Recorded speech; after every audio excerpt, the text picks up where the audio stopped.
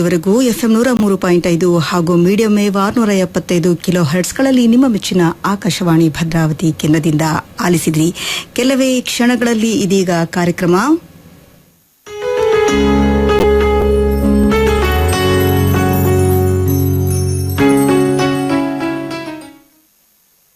ಆಕಾಶವಾಣಿ ಸಂಕ್ರಾಂತಿಯ ಸಂಭ್ರಮದಲ್ಲಿ ಪಾಲ್ಗೊಂಡು ಶಿವಮೊಗ್ಗ ಅಭಿವೃದ್ಧಿಯ ಬಗ್ಗೆ ಮಾತನಾಡಲಿದ್ದಾರೆ ಶಿವಮೊಗ್ಗ ಜಿಲ್ಲಾ ಸಂಸದರಾದ ಬಿವೈ ರಾಘವೇಂದ್ರ.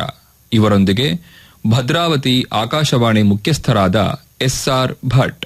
ಕೇಳುಗರೆ, ಸಂಕ್ರಾಂತಿಯ ಸಂಕ್ರಮಣದ ಕಾಲ. ಸೂರ್ಯ ಒಂದು ಪಥದಿಂದ ಇನ್ನೊಂದು ಪಥಕ್ಕೆ ಹೋಗುವಂತಹ ಒಂದು ಸುಸಂದರ್ಭ ಇಂದು.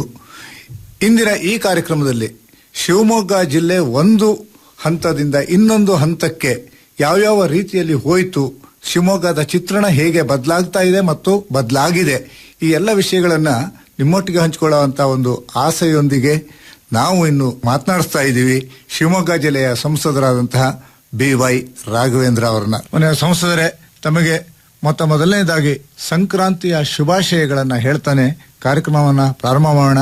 ನಮಸ್ಕಾರ. ನಮಸ್ಕಾರ. ತಮಗೂ ಅಷ್ಟೇ ಸಂಕ್ರಾಂತಿ ಹಬ್ಬದ ಶುಭಾಶಯಗಳನ್ನು ತಿಳಿಸ್ತಾ, ವಿಶೇಷವಾಗಿ ತಮ್ಮ ಮುಖಾಂತರ ನಮ್ಮ ರಾಜ್ಯದ ಜನರಿಗೆ ಸಂಕ್ರಾಂತಿ ಹಬ್ಬದ ಶುಭಾಶಯಗಳನ್ನು ಮೊದಲಾಗಿ ನಾನು ಕೋರ್ತಾ ಇದ್ದೀನಿ. ವಿಶೇಷವಾಗಿ ಈ ಸಂದರ್ಭದಲ್ಲಿ ತಮಗೆ ಗೊತ್ತಿದೆ, ಸೂರ್ಯ ತನ್ನ ಪಥವನ್ನ ಬದಲಾವಣೆಯನ್ನು ಮಾಡಿಕೊಂಡು ಉತ್ತರಾಯಣ ಆರಂಭ ಆಗುತ್ತೆ. ಈ ಒಂದು ಸಂದರ್ಭದಲ್ಲಿ ಬೆಳಕು ಹೆಚ್ಚು ಅಂತೇಳಿ ನಾವೆಲ್ಲರೂ ಕೂಡ ಪ್ರತಿದಿನ ನಮಗೆಲ್ಲರೂ ಕೂಡ ಗೊತ್ತಂತ ವಿಚಾರ. ಹಾಗಾಗಿ ಸಂಕ್ರಾಂತಿ ಹಬ್ಬ ಇಡೀ ದೇಶಾದ್ಯಂತ ಬೇರೆ ಬೇರೆ ಹೆಸರಲ್ಲಿ ಆಚರಣೆ ಮಾಡುವಂತ ಒಂದು ಪವಿತ್ರವಾದಂತ ಹಿಂದೂ ಹಬ್ಬಗಳಲ್ಲಿ ವಿಶೇಷವಾದಂತ ಒಂದು ಹಬ್ಬ. ಮತ್ತೆ ಹೊಸ ವರ್ಷನೂ ಕೂಡ ಅಂತ ಹೇಳಿ ನಾವೆಲ್ಲರೂ ಕೂಡ ಆಚರಣೆ ಕೂಡ ಮಾಡ್ಕೊಂತ ಬಂದಿದ್ವಿ. ಹಾಗಾಗಿ ಈ ಸಂದರ್ಭದಲ್ಲಿ ತಮಗೆಲ್ಲ ಸಂಕ್ರಾಂತಿ ಹಬ್ಬ ಹೊಸ ವರ್ಷದ ಶುಭಾಶಯಗಳನ್ನ ತಮ್ಮ ಮುಖಾಂತರ ನಾನು ಕೋರ್ತಾ ಇದ್ದೀನಿ. ಸಂಕ್ರಾಂತಿಯ ಶುಭಾಶಯವನ್ನು ಕೇಳಿದ್ರೆ ಮಾತನಾಡ್ತಾ ಇರಬೇಕಿದ್ರೆ ಸೂರ್ಯನ ಪಥ ಬದಲಾವಣೆಯ ಬಗ್ಗೆನೂ ಹೇಳ್ತಾ ಇದ್ರಿ ರಾಘವೇಂದ್ರ ಅವರೇ. ಶಿವಮೊಗ್ಗ ಜಿಲ್ಲೆಯಲ್ಲೂ ಕೂಡ ಒಂದು ಪಥದಿಂದ ಇನ್ನೊಂದು ಪಥದ ಉದ್ಘಾಟನೆ ಆಗ್ತಾ ಇದೆ ಅನ್ನುವಂತ ಒಂದು ಸುದ್ದಿ ಎಲ್ಲರಿಗೂ ಗೊತ್ತಿರುವಂತಹದ್ದು. ಆ ಪಥವೇ ಸಿಗಂದೂರಿನ ಸೇತುವೆ. ಸಿಗಂದೂರಿನ ಸೇತುವೆ ಬಗ್ಗೆ ನಮ್ಮ ಕೇಳುಗರಿಗೆ ಒಂದಿಷ್ಟು ಮಾಹಿತಿಯನ್ನು ಕೊಡ್ತಾನೆ ನಮ್ಮ ಕಾರ್ಯಕ್ರಮವನ್ನು ಪ್ರಾರಂಭ ಮಾಡೋಣ. ತುಂಬಾ ಮುಖ್ಯವಾದಂತಹ ಒಂದು ವಿಚಾರವನ್ನ ಮೊದಲನೇ ಒಂದು ವಿಷಯವಾಗಿ ತೆಗೆದುಕೊಂಡಿದ್ದು ಅತ್ಯಂತ ಹೆಮ್ಮೆ ಅನಿಸುತ್ತೆ. ಮತ್ತೆ ತಾವು ಹೇಳಿದಾಗೆ ಸೂರ್ಯ ತನ್ನ ಪಥವನ್ನ ಬದಲಾವಣೆ ಮಾಡಿಕೊಂಡು ಉತ್ತರಾಯಣ ಬೆಳಕನ್ನ ಕೊಟ್ಟಂತ ಒಂದು ಸಂದರ್ಭ ಅಂತ ನಾವು ಹೇಳ್ತೀವಿ. ಇಷ್ಟು ವರ್ಷ ಕಗ್ಗತ್ತಲ್ಲಿಟ್ಟಂತ ನಮ್ಮ ಶರಾವತಿ ಮುಳುಗಡೆಯ ಸಂತಸರಿಗೆ ನಿಜವಾದ ಒಂದು ಬೆಳಕನ್ನ ಕೊಡುವಂತ ಒಂದು ಪವಿತ್ರವಾದಂತ ಒಂದು ಕಾರ್ಯ ಸನ್ಮಾನಿತ ಪ್ರಧಾನಮಂತ್ರಿಗಳ ಒಂದು ಆಶೀರ್ವಾದದಿಂದ, ನರೇಂದ್ರ ಮೋದಿಜಿ ಅವರ ಆಶೀರ್ವಾದದಿಂದ ಆಗ್ತಾ ಇದೆ. ಈ ಸಂದರ್ಭದಲ್ಲಿ ತಮ್ಮ ಮುಖಾಂತರ ಹೃದಯಪೂರ್ವಕವಾಗಿ ಗೌರವಾನ್ವಿತ ಪ್ರಧಾನಮಂತ್ರಿಗಳಿಗೆ ಮತ್ತೆ ಆ ಸಂದರ್ಭದಲ್ಲಿ ಮುಖ್ಯಮಂತ್ರಿಗಳಾದಂಥ ಯಡಿಯೂರಪ್ಪನವರಿಗೆ ತಮ್ಮ ಮುಖಾಂತರ ನಾನು ಹೃದಯಪೂರ್ವಕವಾಗಿ ನಾನು ಕೃತಜ್ಞತೆ ಸಲ್ಲಿಸ್ತೇನೆ. ತಮಗೆ ಗೊತ್ತಿರಬಹುದು, ನಮ್ಮ ಸಿಗಂದೂರು ಸೇತುವೆ ಸುಮಾರು 2.25 ಕಿಲೋಮೀಟರ್ ಉದ್ದ ಬರುತ್ತೆ, 16 ಮೀಟರ್ ಅಗಲ ಬರುತ್ತೆ.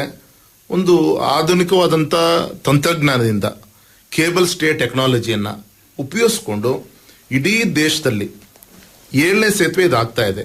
ಆದರೆ ಈ 7 ಸೇತುವೆಗಳಲ್ಲಿ ಅತಿ ಹೆಚ್ಚು ಉದ್ದದ ಸ್ಪ್ಯಾನ್ ಇರುವಂತ 2ನೇ ಸೇತುವೆಯ ಒಂದು ಹೆಗ್ಗಳಕ್ಕೆ ಈ ಒಂದು ಸಿಗಂದೂರು ಸೇತುವೆ ಆ ಒಂದು ದಾಖಲೆಯ ಪುಟಕ್ಕೆ ಸೇರ್ತಾ ಇದೆ. ಸುಮಾರು 450 ಕೋಟಿ ವೆಚ್ಚವನ್ನು ಮಾಡಿ ಒಂದು ಗ್ರಾಮ ಪಂಚಾಯಿತಿಯ ರಸ್ತೆಯನ್ನ ರಾಷ್ಟ್ರೀಯ ಹೆದ್ದಾರಿಯಾಗಿ ಬದಲಾವಣೆ ಮಾಡಿ ನಮ್ಮ ಕೇಂದ್ರದ ನಿತಿನ್ ಗಡ್ಕರಿಜಿ ಅವರು ಸ್ವತಃ ಅವರೇ ಆ ಸಿಗಂದೂರು ತಾಯಿಯ ಒಂದು ಸನ್ನಿಧಾನಕ್ಕೆ ಬಂತು ಶಂಕುಸ್ಥಾಪನೆಯನ್ನ ನೆರವೇರಿಸಿಕೊಟ್ರು. ಪ್ರತಿಫಲ ಇನ್ನು ಕೇವಲ ಇನ್ನೊಂದು ಮ್ಯಾಕ್ಸಿಮಮ್ 3 ಮಂತ್ಸ್ ಅಲ್ಲಿ ಈ ಒಂದು ಕಾರ್ಯ ಮುಗಿಸುವಂತ ಒಂದು ದಿಕ್ಕಿಗೆ ಹೋಗ್ತಾ ಇದೆ. ಹಾಗಾಗಿ ಆ ಒಂದು ಇತಿಹಾಸ ತಮಗೆ ಗೊತ್ತಿರಬಹುದು ಸರ್. ಶರಾವತಿ ಮುಳುಗಡೆ, ತೆಪ್ಪದಲ್ಲಿ ನದಿ ದಾಟಬೇಕಾದಾಗ ಎಷ್ಟೋ ಜನ ಮುಳುಗಡೆ ಆದರು, ಮುಳುಗಡೆ ಸಂತ್ರಸ್ತರಿದ್ದಾರೆ. ಸಂಜೆ 5-6 ಗಂಟೆ ಮೇಲೆ ಯಾವುದೇ ಒಂದು ಕನೆಕ್ಟಿವಿಟಿ ಸಾಗರ ನಗರಕ್ಕೆ ಇಲ್ಲ ಅವರಿಗೆ. ಒಂದು ರೀತಿಯಲ್ಲಿ ಕುಗ್ರಾಮದ ರೀತಿಯಲ್ಲಿ ಇರುವಂತಹ ಪರಿಸ್ಥಿತಿ ಆಧುನಿಕ ಯುಗದಲ್ಲಿಯೂ ಕೂಡ ಇರ್ತಾ ಇತ್ತು. ಇಂಥ ಒಂದು ಸಂದರ್ಭದಲ್ಲಿ ನಮ್ಮ ಕೇಂದ್ರದ ಒಂದು ವಿಶೇಷವಾದಂತಹ ಒಂದು ಕಾರ್ಯಕ್ರಮದ ಅಡಿಯಲ್ಲಿ ಈ ಯೋಜನೆಯನ್ನ ಕೇವಲ ಶಂಕುಸ್ಥಾಪನೆ ಮಾಡಿ ಬಿಡದೆ ಪರಿಪೂರ್ಣವಾಗಿ ಮಾಡಿ ಉದ್ಘಾಟನೆ ಹಂತಕ್ಕೆ ಇನ್ನೊಂದು 2-3 ತಿಂಗಳಲ್ಲಿ ಕೇಂದ್ರದ ನಾಯಕರುಗಳನ್ನ ಕರ್ಕೊಂಡು ಬಂದು ಅದನ್ನು ಉದ್ಘಾಟನೆ ಮಾಡಿಸುವಂತ ಒಂದು ಪವಿತ್ರವಾದಂತಹ ಒಂದು ದಿನ ಬರುತ್ತೆ. ಹಾಗಾಗಿ ಈ ಸಂದರ್ಭದಲ್ಲಿ ನಮ್ಮ ಶರಾವತಿ ಮುಳುಗಡೆ, ಆ ಕಳಸವಳ್ಳಿ, ಸಿಗಂದೂರು ಆ ಕಡೆ ಭಾಗದ ಜನರಿಗೆ ನಿಜವಾದ ಬೆಳಕನ್ನ ಕೊಡುವಂತ ಒಂದು ಪವಿತ್ರ ಕಾರ್ಯ ಆಗ್ತಾ ಇದೆ ಅಂತೇಳಿ ಅತ್ಯಂತ ಅಭಿಮಾನದಿಂದ, ಹೆಮ್ಮೆಯಿಂದ ಈ ಸಂದರ್ಭದಲ್ಲಿ ನಾನು ಹೇಳಲಿಕ್ಕೆ ಅಭಿಮಾನ ಮತ್ತು ಹೆಮ್ಮೆಯಿಂದ ಹೇಳಿದ್ರಿ ರಾಘವೇಂದ್ರ ಅವರೇ. ಆದರೆ ತಾವು ಒಂದು ಸಂಸದರಾಗಿ ಈ ಸೇತುವೆಯ ನಿರ್ಮಾಣಕ್ಕೆ ಪಟ್ಟಂತಹ ಒಂದು ಕಷ್ಟವನ್ನು ಕೂಡ ನಮ್ಮೊಟ್ಟಿಗೆ ಯಾಕೆ ಹಂಚ್ಕೋಬಾರ್ದು? ಒಬ್ಬ ಶಿಕಾರಿಪುರ ಪುರಸಭಾ ಸದಸ್ಯ ಇದ್ದಂತ ನನ್ನನ್ನ ನಮ್ಮ ಶಿವಮೊಗ್ಗ ಕ್ಷೇತ್ರದ ಮತದಾರ ಬಂಧುಗಳು ಸಂಸತ್ ಸದಸ್ಯನಾಗಿ ಆಶೋಧನ ಮಾಡಿದಾಗ ಏನಾದ್ರೂ ಮಾಡಿದಕ್ಕೊಂದು ತುದಿ ಮುಟ್ಟಿಸ್ಬೇಕು. ಯಾಕಂದ್ರೆ ಸಾಕಷ್ಟು ಪ್ರಯತ್ನಗಳಾಗಿತ್ತು. ತಮ್ಗೆ ಗೊತ್ತಿದೆ, ಇಲ್ಲಿ ಯಾವುದೇ ಕಾರಣಕ್ಕೂ ಕೂಡ ಈ ಮುಳುಗಡೆ ಸರಿಯಾದ ಒಂದು ಸಂಪರ್ಕ ಇದ್ದಿದ್ದಿಲ್ಲ. ವಿಶೇಷವಾಗಿ ಹಿಂದುಳಿದ ಪ್ರದೇಶಗಳಾದಂಥ ಹೊಳೆಬಾಗ್ಲಿ ಇರ್ಬೋದು, ಸಿಗಂದೂರು ಇರ್ಬೋದು, ತುಮ್ರಿ ಇರ್ಬೋದು, ಕರೂರ್ ಇರ್ಬೋದು, ಕಳಸವಳ್ಳಿ, ಬ್ಯಾಕ್ವರ್ಡ್, ಇನ್ನಿತರ ಗ್ರಾಮಗಳು, ನಮ್ಮ ದಕ್ಷಿಣ ಕನ್ನಡ ಇರ್ಬೋದು, ಉಡುಪಿ ಜಿಲ್ಲೆಗಿರ್ಬೋದು, ಮತ್ತೆ ನಮ್ಮ ಸಿಗಂದೂರು ಚೌಡೇಶ್ವರಿ, ಕೊಲ್ಲೂರಿನ ಶ್ರೀ ಮೂಕಾಂಬಿಕಾ ದೇವಸ್ಥಾನಕ್ಕೆ ಒಂದು ಸಂಪರ್ಕ ಇದ್ರ ಮುಖಾಂತರ ಆಗತ್ತೆ. ಅಂದ್ರೆ ಸಾಕಷ್ಟು ಸವಾಲುಗಳಿತ್ತು. ಯಾಕೆಂದ್ರೆ ಒಂದು ಗ್ರಾಮ ಪಂಚಾಯಿತಿಯ ಸಂಬಂಧಪಟ್ಟಂತ ಒಂದು ಅಪ್ರೋಚ್ ರೋಡ್ ಇತ್ತು. ಇದಕ್ಕೆ ಇಷ್ಟು ದೊಡ್ಡ ಮೊತ್ತ ತರಬೇಕು ಅಂದ್ರೆ ರಾಜ್ಯ ಸರ್ಕಾರದಿಂದ ಕೊಡ್ಲಿಕ್ಕೆ ಸಾಧ್ಯ ಇಲ್ಲ. ಸೊ ಕೇಂದ್ರದಿಂದ ತರಬೇಕು ಅಂದ್ರೆ ಯಾವ ರೀತಿ ತರಬೇಕು ಅನ್ನೋದು ಪ್ರಶ್ನೆ. ನ್ಯಾಷನಲ್ ಹೈವೇ ಅಲ್ಲ, ನ್ಯಾಷನಲ್ ಹೈವೇ ಅಲ್ಲ, ತಾವು ಹೇಳಿದಾಗೆ PWD ರಸ್ತೆನೂ ಅಲ್ಲ, ಜಿಲ್ಲಾ ಪಂಚಾಯತಿ ರಸ್ತೆನೂ ಅಲ್ಲ. ಇಂತಹದ್ದಕ್ಕೆ ಒಂದು ಹೊಸ ರಸ್ತೆಯನ್ನ ತಾವು ಸೃಷ್ಟಿ ಮಾಡಬೇಕಾಯ್ತು ರಾಘವೇಂದ್ರ. ರಿಯಲಿ ಅದು ಪೂಜ್ಯ ತಂದೆಯವರ ಆಶೀರ್ವಾದ, ಯಡಿಯೂರಪ್ಪನವರ ಒಂದು ಆಶೀರ್ವಾದ. ಮತ್ತೆ ಆ ಭಾಗದಲ್ಲಿ ಅನೇಕ ಹೋರಾಟಗಾರನ್ನ ನೆನೆಸ್ಕೊಳ್ಬೇಕಾಗತ್ತೆ. ಆ ಮುಳುಗಡೆ ಪ್ರದೇಶದ ಹೋರಾಟಗಾರರಿರ್ಬೋದು, ಆಗಿನ ಮಾಜಿ ಮಂತ್ರಿಗಳಂತ ಸನ್ಮಾನಿಸಿದ ಹಾಲಪ್ಪನವ್ರನ್ನ ನೆನೆಸ್ಕೊಳ್ಬೇಕಾಗತ್ತೆ. ಸನ್ಮಾನಿಸಿದ ಯಡಿಯೂರಪ್ಪನವರ ಒಂದು ನೇತೃತ್ವದಲ್ಲಿ ಸಂಸತ್ ಸದಸ್ಯನಾಗಿ ವಿಶೇಷವಾಗಿ ನಮ್ಮ ನಿತಿನ್ ಗಡ್ಕರಿಜಿಯವರ ವಿಶೇಷವಾದಂತಹ ಒಂದು ಆದ್ಯತೆ ಮೇರೆಗೆ ಈ ಒಂದು ಕಾರ್ಯಕ್ರಮ ಆಯಿತು. ಸಹಜ, ನಿಮ್ಗೆ ಗೊತ್ತಿದೆ, ಒಂದು ಆ ಮುಳುಗಡೆ ಜಾಗದಲ್ಲಿ KPC ಅವ್ರದ್ದು NOC ಬೇಕಾಗತ್ತೆ, ಫಾರೆಸ್ಟ್ ಕ್ಲಿಯರೆನ್ಸ್ ಬೇಕಾಗತ್ತೆ. ಹಂತ ಹಂತವಾಗಿ ನಾನು ಆ ಫೈಲನ್ನು ಪುಟಪ್ ಮಾಡಿಕೊಂಡು ಶಂಕುಸ್ಥಾಪನೆಯನ್ನು ಕೂಡ ಗಡ್ಕರಿಜಿ ಮಾಡಿ ಹೋಗ್ಬಿಟ್ರು. ಕೇವಲ ಇನ್ನು 2 ತಿಂಗಳಲ್ಲಿ ಚುನಾವಣೆ ಘೋಷಣೆ ಆಗ್ತಿದೆ, ಲೋಕಸಭಾ ಚುನಾವಣೆ ಘೋಷಣೆ ಆಗ್ತಾ ಇದೆ. ಇನ್ನೂ ಕೂಡ ವರ್ಕ್ ಆರ್ಡರ್ ಕೊಟ್ಟಿದ್ದಿಲ್ಲ. ಆ ಸಂದರ್ಭ ನನಗೆ ಇನ್ನೂ ಕೂಡ ನೆನಪಿದೆ. ನೇರವಾಗಿ ನಾನು ಶಿವಮೊಗ್ಗದಿಂದ ನೈಟ್ ಟ್ರೈನಿಗೆ ಹೊರಟು ಬೆಳಿಗ್ಗೆ ಬೆಂಗಳೂರು ರೀಚ್ ಆಗಿ, ಬೆಂಗಳೂರಿಂದ ನೇರ ಏರ್ಪೋರ್ಟಿಗೆ ಹೋಗಿ ಫಸ್ಟ್ ಫ್ಲೈಟ್ 7 ಗಂಟೆಗೆ ತೆಗೆದುಕೊಂಡು 9:30 ಡೆಲ್ಲಿ ಲ್ಯಾಂಡಿಂಗ್ ಆದ. ಅಲ್ಲಿಂದ ನೇರ ನಮ್ಮ ಗಡ್ಕರಿಜಿ ಅವರ ಚೇಂಬರ್ಗೆ ನಾನು ಹೋಗ್ತೀನಿ. ಅಲ್ಲಿ ಆಂಟಿ ಚೇಂಬರ್ ಅಲ್ಲಿ ಗಡ್ಕರಿಜಿ ಕೂತಿರ್ತಾರೆ. ಹೊರಗಡೆಗೆ ಅನೇಕ ಒಂದು ಸಣ್ಣ ಸಣ್ಣ ಒಂದು ಬೇರೆ ಬೇರೆ ಒಂದು ಎಲ್ಲ ಕಂಪನಿಗಳ ಮುಖ್ಯಸ್ಥರೆಲ್ಲರೂ ಕೂಡ ಕೂತಿರ್ತಾರೆ. ಮತ್ತೆ ಗಡ್ಕರಿಜಿಗೆ ನಾನು ನೋವು ಮಾಡ್ಕೊಂಡು ಹೇಳ್ತೀನಿ, ಇನ್ನೂ ಕೂಡ ವರ್ಕ್ ಆರ್ಡರ್ ಕೊಟ್ಟಿಲ್ಲ ಅಂತ ಹೇಳಿ. ಅವಾಗ ಡೈರೆಕ್ಟರ್ ಜನರಲ್ ಕರೆದು ಜೋರು ಮಾಡ್ತಾರೆ. ಯಾಕೋ ಅವರಿಗೆ DJ ಅವರಿಗೆ ಸ್ವಲ್ಪ ಮುಜುಗರ ಆಯ್ತು ಏನೋ ಗೊತ್ತಿಲ್ಲ, ಸ್ವಲ್ಪ ಸಿಡಿಮಿಡಿ ಮಾಡ್ಕೊಂಡು ಹೋಗ್ತಾರೆ ಅವರು. ನನ್ಗೆ ಗೊತ್ತಾಯ್ತು, ಆ ಸೂಕ್ಷ್ಮತೆ ಗೊತ್ತಾಗತ್ತೆ. ಮತ್ತೆ DJ ಹತ್ರ ಹೋಗಿ ಕೂತ್ಕೊಂಡು ಕನ್ವಿನ್ಸ್ ಮಾಡಿ, ಅವರು ರಿಟೈರ್ಡ್ ಆಗೋ ಟೈಮಲ್ಲಿ ಕೊನೆಯ ದಿನ ಮಿಡ್ ನೈಟ್ ಈ ಫೈಲ್ ಅನ್ನ ಕ್ಲಿಯರ್ ಮಾಡ್ಕೊಟ್ಟು ರಿಟೈರ್ಡ್ ಆಗ್ತಾರೆ DJ ಅವರು. ಇಷ್ಟು ಇದರಲ್ಲಿ ಒತ್ತಡಗಳು ಇರುತ್ತೆ. ಆಗೋವರೆಗೂ ಸಮಾಧಾನ ಇರಲ್ಲ. ದೇವ್ರ ದೊಡ್ಡವನು. ಆ ಸಿಗಂದೂರು ಚೌಡೇಶ್ವರಿ ಒಂದು ಆಶೀರ್ವಾದ, ಮತ್ತೆ ಆ ಮುಳುಗಡೆ ಸಂತಸರ ಒಂದು ತಪಸ್ಸಿನ ಒಂದು ಪ್ರತಿಫಲ, ಮತ್ತೆ ಗೌರವಂತ ಯಡಿಯೂರಪ್ಪನವರ ಒಂದು ಆಶೀರ್ವಾದದಿಂದ ನಮ್ಮ ನಿತಿನ್ ಗಡ್ಕರಿಜಿ ಅವರು ಈ ಪವಿತ್ರವಾದಂತ ಕಾರ್ಯ ಮಾಡಿಕೊಟ್ಟಿದ್ದಾರೆ. ಹಾಗೆ ನ್ಯಾಷನಲ್ ಹೈವೇ ಆಗಿ ಕನ್ವರ್ಟ್ ಕೂಡ ಮಾಡಿದ್ರಿ ಅಂತ ಕಾಣುತ್ತೆ. ಎಸ್, ಈಗ ಆ ಸೇತುವೆಗೆ ದುಡ್ಡು ತರಬೇಕು ಅಂದ್ರೆ ಆ ಗ್ರಾಮ ಪಂಚಾಯಿತಿ ರಸ್ತೆಯನ್ನ ರಾಷ್ಟ್ರೀಯ ಹೆದ್ದಾರಿಯಾಗಿ ಅದನ್ನ ಅಪ್ಗ್ರೇಡ್ ಮಾಡಬೇಕಾಯ್ತು. ಅವಾಗ ನಾವು ರಾಷ್ಟ್ರೀಯ ಹೆದ್ದಾರಿಯಿಂದ ಇಲಾಖೆಯಿಂದ ಹಣ ತರಲಿಕ್ಕೆ ನಮಗೆ ತುಂಬಾ ಅನುಕೂಲ ಆಯ್ತು. ಪಂಚಾಯಿತಿ ರಸ್ತೆಯನ್ನ ರಾಷ್ಟ್ರೀಯ ಹೆದ್ದಾರಿನಾಗ ಮಾಡ್ಬಿಟ್ರಿ. ಎಸ್, ಇವತ್ತು ಆ ಗ್ರಾಮ ಪಂಚಾಯಿತಿ ರಸ್ತೆಯನ್ನು ಕೂಡ ರಾಷ್ಟ್ರೀಯ ಹೆದ್ದಾರಿ ಆದ್ಮೇಲೆ ಈಗ ಆ ರಸ್ತೆಗೆ 400 ಕೋಟಿ ರೂಪಾಯಿಯನ್ನ ಸ್ಯಾಂಕ್ಷನ್ ಮಾಡಿಸಿದ್ದೀನಿ. ಈ ವರ್ಷ ಅದಕ್ಕೆ ಟೆಂಡರ್ ಕೂಡ ಆಗಿದೆ. ಅದರ ವರ್ಕು ಕೂಡ ಬರೋ ದಿನದಲ್ಲಿ ಶುರುವಾಗೋದಿದೆ. ಸೊ ಹಾಗಾಗಿ ಬರುವಂತ ದಿನದಲ್ಲಿ ಆ ತಾಯಿಯ ಸನ್ನಿಧಾನಕ್ಕೆ ಹೋಗುವಂತ ಒಂದು ಅವಕಾಶ ನನಗಿನ್ನೂ ನೆನಪಿದೆ. ನಮ್ಮ ತಾಯಿ ಬದುಕಿದ್ದಾಗ ಪ್ರತಿ ವರ್ಷ ಚೌಡೇಶ್ವರಿಯ ಸನ್ನಿಧಾನ ಮತ್ತೆ ಕೊಲ್ಲೂರು ಮೂಕಾಂಬಿಕಾ ಸನ್ನಿಧಾನಕ್ಕೆ ಪ್ರತಿ ಸಂಕ್ರಾಂತಿ ಹಬ್ಬದಲ್ಲಿ ನಾವು ಹೋಗುವಂತ ಒಂದು ಪ್ರತೀತಿ ಇತ್ತು. ಆದರೆ ಇವತ್ತು ಒಂದು ಜನರ ಆಶೀರ್ವಾದ ಇದ್ರೆ ಆ ಕ್ಷೇತ್ರ ಸೇವೆ ಮಾಡುವಂತ ಒಂದು ದೊಡ್ಡ ಆಶೀರ್ವಾದ ಇವತ್ತು ನಮ್ಮ ಕುಟುಂಬಕ್ಕೆ, ನನಗೆ ನಮ್ಮ ಸಂಘಟನೆ ಇವತ್ತು ನಮ್ಗೆ ಅವಕಾಶ ಮಾಡಿಕೊಟ್ಟಿದೆ. ನಾನು ಈ ಸಂದರ್ಭದಲ್ಲಿ ನನ್ನ ಯಾವುದೋ ಒಂದು ಪೂರ್ವಜನ್ಮದ ಒಂದು ಪುಣ್ಯದ ಫಲ ಅಂತೇಳಿ ನಾನು ಹೇಳಲಿಕ್ಕೆ ಇಚ್ಛೆ. ಹೌದು, ಯಾಕೆಂದ್ರೆ ಬಹಳಷ್ಟು ಜನರಿಗೆ ತಾವು ಈ ಸಾಗರದಿಂದ ಸಿಗಂದೂರಿಗೆ ಹೋಗಬೇಕು ಅಂತಂದ್ರೆ ನಮಗೆ ಅದೃಷ್ಟ ಇದ್ರೆ ಹೋಗ್ತೀವಿ ಎನ್ನುವಂತ ಒಂದು ಮಾತಿತ್ತು. ಯಾಕೆಂದ್ರೆ ಎಷ್ಟೋ ಸಂದರ್ಭಗಳಲ್ಲಿ ಬಾರ್ಜ್ ಕೆಟ್ಟ ಹೋಗೋದಿತ್ತು. ಇಲ್ಲ ಅಂತಂದ್ರೆ ಅತಿಯಾದಂತಹ ನೀರು ಬಂದ್ರೂ ಕಷ್ಟ, ಅತಿ ಕಡಿಮೆ ನೀರಿದ್ರೂ ಕಷ್ಟ. ಸಾಯಂಕಾಲ 6 ಗಂಟೆ ಆದ್ಮೇಲೆ ಹೋಗೋದಕ್ಕೆ ಸಾಧ್ಯ ಇಲ್ಲ. ವೆಹಿಕಲ್ ತಂದ್ರೆ ತಗೊಂಡೋಗೋದಕ್ಕೆ ಸಾಧ್ಯ ಇಲ್ಲ. ಈ ತರಹದ ಕಷ್ಟ ಕಾರ್ಪಣ್ಯಗಳಿಗೆ ಈಗ ಒಂದು ಮುಕ್ತಿಯನ್ನ ಹಾಡ್ತಾ ಇದ್ದೀರಿ. ಹಾಗೇನೆ ಇದರೊಟ್ಟಿಗೆ 2 ಜಿಲ್ಲೆಯ ಸಂಪರ್ಕವನ್ನು ಕೂಡ ಬಹಳ ಸೂಕ್ಷ್ಮ ಮಾಡ್ಬಿಟ್ರಲ್ಲ, ತುಂಬಾ ಅನುಕೂಲ ಆಗತ್ತೆ ಇದರಿಂದ. ತಾವು ಹೇಳಿದಾಗೆ ಆ ಭಾಗ ಉಡುಪಿ ಜಿಲ್ಲೆಗೆ, ವಿಶೇಷವಾಗಿ ಉಡುಪಿ ಮಂಗಳೂರು ಕಡೆಗೆ, ಮತ್ತೆ ನಮಗೆ ಭಟ್ಕಳ ಮುಖಾಂತರ ಕಾರವಾರ ಕಡೆ ಹೋಗ್ಲಿಕ್ಕೂ ಕೂಡ ಸಾಕಷ್ಟು ನಮ್ಮ ಪಿಲಿಗ್ರಿಮೇಜ್ ಸೆಂಟರ್ಸ್ಗಳಿಗೆ ಹೋಗ್ಲಿಕ್ಕೆ ತುಂಬಾ ಒಂದು ಅತ್ಯುತ್ತಮವಾದಂತ ಒಂದು ಸಂಪರ್ಕ ಬರೋದ್ರಿಂದಲೇ ಇದು ಉದ್ಘಾಟನೆ ಒಂದು ದಿನಗಳನ್ನು ನಾವೆಲ್ಲರೂ ಕೂಡ ನೋಡ್ತಾ ಇದ್ದೀವಿ. ಮತ್ತೆ ನಂಗೆ ಸಮಾಧಾನ ಆಗಲಿಲ್ಲ. ಮೊನ್ನೆ ನಾನು ಕೇಂದ್ರದ ರಾಷ್ಟ್ರೀಯ ಹೆದ್ದಾರಿ ಆ ಸಮಿತಿಯೊಳಗೆ ನಾನು ಸದಸ್ಯನಾಗಿ ನಾ ಇದ್ದೀನಿ. ಮೊನ್ನೆ ಹೇಳಿದೆ ತುಂಬಾ ಚೆನ್ನಾಗಿ ಬರ್ತಾ ಇದೆ. ಸಂಜೆ ಮೇಲೂ ಕೂಡ ಆ ಬ್ರಿಡ್ಜು ಚೆನ್ನಾಗಿ ಕಾಣಬೇಕು, ಏನ್ ಮಾಡ್ಬೋದು ಅಂತ ಹೇಳಿ ಹೋಮ್ವರ್ಕ್ ಮಾಡಿ ಮೊನ್ನೆ ಒಂದು 3 crores ಲೈಟಿಂಗಿಗೋಸ್ಕರ, ಬ್ಯೂಟಿಫಿಕೇಶನ್ಗೋಸ್ಕರ ಮೊನ್ನೆ ಮತ್ತೆ ಅದನ್ನು ಸ್ಯಾಂಕ್ಷನ್ ಮಾಡಿಸುವಂತ ಒಂದು ಪ್ರಯತ್ನ ಆಯಿತು. ಸೊ ಸಂಜೆ ಹೊತ್ತು ಕೂಡ ಕತ್ಲಲ್ಲೂ ಕೂಡ ಸೇತುವೆ ಕಾಣೋ ರೀತಿಯಲ್ಲಿ ಲೈಟಿನ ಅಲಂಕಾರ ಕೂಡ ಅದಕ್ಕೆ ಮಾಡುವಂತ ಒಂದು ಪ್ರಕ್ರಿಯೆ. ಅಂದ್ರೆ ಒಂದು ರೀತಿಯಲ್ಲಿ ದೈವಿಕ ಅಂದ್ರೆ ಧಾರ್ಮಿಕ ಸ್ಥಳದೊಟ್ಟಿಗೆ ಪ್ರೇಕ್ಷಣೀಯ ಸ್ಥಳವನ್ನಾಗಿಯೂ ಕೂಡ ಅದನ್ನ ಮಾಡ್ತಾ ಇದ್ದೀರಿ. ಎಸ್ ಸರ್, ರಿಯಲಿ ಆ ಸೇತುವೆ ನೋಡ್ಲಿಕ್ಕೆ, ಆ ಸೇತುವೆ ಮೇಲೆ ಓಡಾಡೋದು ಒಂದಾಯ್ತು. ಅರೆ ಸೇತುವೆ ಒಂದು ಪ್ರವಾಸೋದ್ಯಮದ ಕೇಂದ್ರವಾಗಿ ಸೇತುವೆ ನೋಡ್ಲಿಕ್ಕೆ ಜನ, ಯಾಕೆಂದ್ರೆ ಈ ಸರೌಂಡಿಂಗ್ ಅಷ್ಟು ಉದ್ದವಾದಂತ ಸೇತುವೆ, ಇಡೀ ದೇಶದಲ್ಲಿ 2ನೇ ಒಂದು ಉದ್ದವಾದಂತ ಸ್ಪ್ಯಾನ್ ಇರುವಂತ ಒಂದು ಸೇತುವೆ ಸರ್ ಇದು. ಕೇವಲ 12 ಪಿಲ್ಲರ್ ಮೇಲೆ 2.25 ಕಿಲೋಮೀಟರ್ ಈ ಸೇತುವೆ ಏನಿದೆ ನೋಡ್ಲಿಕ್ಕೆ ಬರ್ತಾರೆ. ಹಾಗಾಗಿ ನಾನು ಯೋಚನೆ ಮಾಡ್ತಾ ಇದ್ದೀನಿ, ಹೇಗೋ ಅಲ್ಲಿ ದೇವ್ರ ದಯೆಯಿಂದ ಬ್ಯಾಕ್ ವಾಟರ್ ಇದೆ, ಅಲ್ಲಿ ಬರುವಂತದಿಂದಲ್ಲಿ ಕ್ರೂಸ್ ಕಾನ್ಸೆಪ್ಟ್ ಅನ್ನೋದು ಮಾಡಿ, ಹಾಗೆ ನಾವು ಗೋವಾದಲ್ಲಿ ನೋಡಿದೀವಿ. ಅದೇ ರೀತಿ ನಾವು ಸಿಂಗ್ಪುರ್ ಮಲೇಷ್ಯಾದಲ್ಲೆಲ್ಲ ಸೀಶೋರ್ ಅಲ್ಲಿ ಸಂಜೆ ಹೊತ್ತು ಡಿನ್ನರ್ ವಿತ್ ಮ್ಯೂಸಿಕ್ ಇದೆಲ್ಲದು ಕೂಡ ಕಾನ್ಸೆಪ್ಟ್ ಏನಿದೆ, ಆ ರೀತಿ ಅಲ್ಲಿಂದು ಮಾಡಿದ್ರೆ ಒಂದು ಎಂಟರ್ಟೈನ್ಮೆಂಟ್ ಇವೆಂಟ್ ಕೂಡ ಮಾಡ್ಲಿಕ್ಕೆ ಅನುಕೂಲ ಆಗುತ್ತೆ.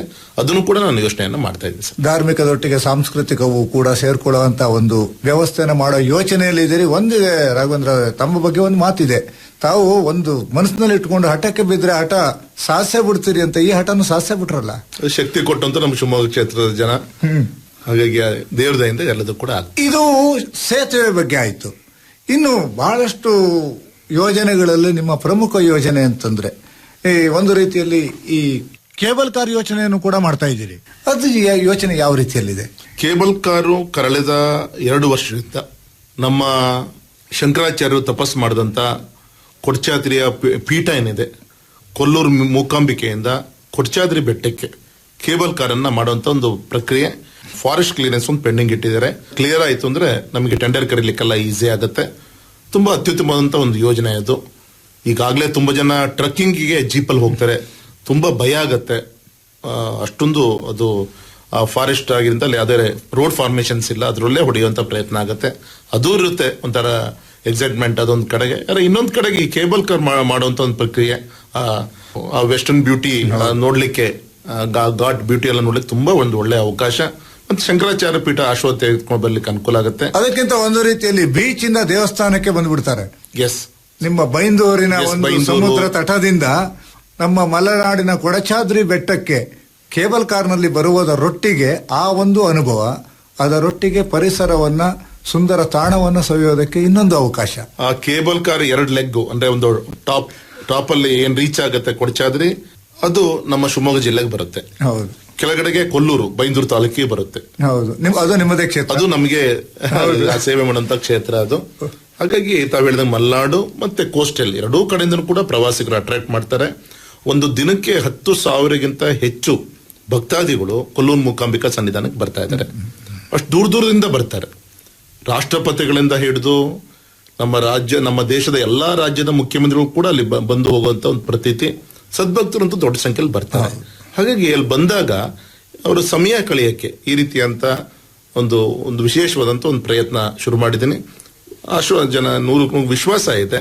ಅದು ಕೂಡ ಆನ್ಯುವಲ್ ಪ್ಲಾನ್ ಅಲ್ಲಿ ಅದು ತೆಗೆದುಕೊಂಡು ಅದನ್ನು ಫುಲ್ಫಿಲ್ ಮಾಡಲಿಕ್ಕೆ ಈಗ ಆಲ್ರೆಡಿ ಅದಕ್ಕೆ 350 crores ಹಣವನ್ನ ಇಡುವಂತ ಪ್ರಯತ್ನ ಕೂಡ ಆಗಿದೆ. ಮೊದಲು 6.5 ಕಿಲೋಮೀಟರ್ ಆಗ್ತಿತ್ತು ಕೇಬಲ್ ಕಾರು. ಈಗ ಅದನ್ನು ಶಾರ್ಟ್ ಮಾಡ್ಲಿಕ್ಕೆ, ಅಷ್ಟು ಉದ್ದ ಬೇಡ ಅಂತೇಳಿ ಇನ್ನು ಸ್ವಲ್ಪ ಇಂಟೀರಿಯರ್ ಹೋಗಿ ಅಲ್ಲಿಂದ ಪ್ರಾಜೆಕ್ಟ್ ಶುರು ಮಾಡಲಿಕ್ಕೆ 4.5 ಕಿಲೋಮೀಟರ್ಗೆ ಬಂದಿದೆ. ಈಗ ಅದೊಂದು ಇನ್ನೊಂದು ಐತಿಹಾಸಿಕವಾದಂತ ಒಂದು ಕಾರ್ಯಕ್ರಮ ಅದು ಕೂಡ ಆಗುತ್ತೆ. ಇದು ಯಾಕೆ ಹೇಳ್ತಿದ್ದೀನಿ ಅಂತಂದ್ರೆ ಇತ್ತೀಚಿನ ದಿನದಲ್ಲಿ ನಮ್ಮ ಬೆಂಗಳೂರು ಟು ಕಾರವಾರ ಕೊಂಕಣ ರೈಲ್ವೆಯಲ್ಲಿ ಹೋಗುವಂತವರು ಆ ಒಂದು ಸುಬ್ರಹ್ಮಣ್ಯದ ಘಾಟನ್ನ ಸವಿಯೋದಕ್ಕೋಸ್ಕರನೇ ಆ ಟ್ರೈನಿಗೆ ಹೋಗುವಂತವ್ರನ್ನ ಬಹಳಷ್ಟು ಜನರನ್ನ ನೋಡಿದೀವಿ.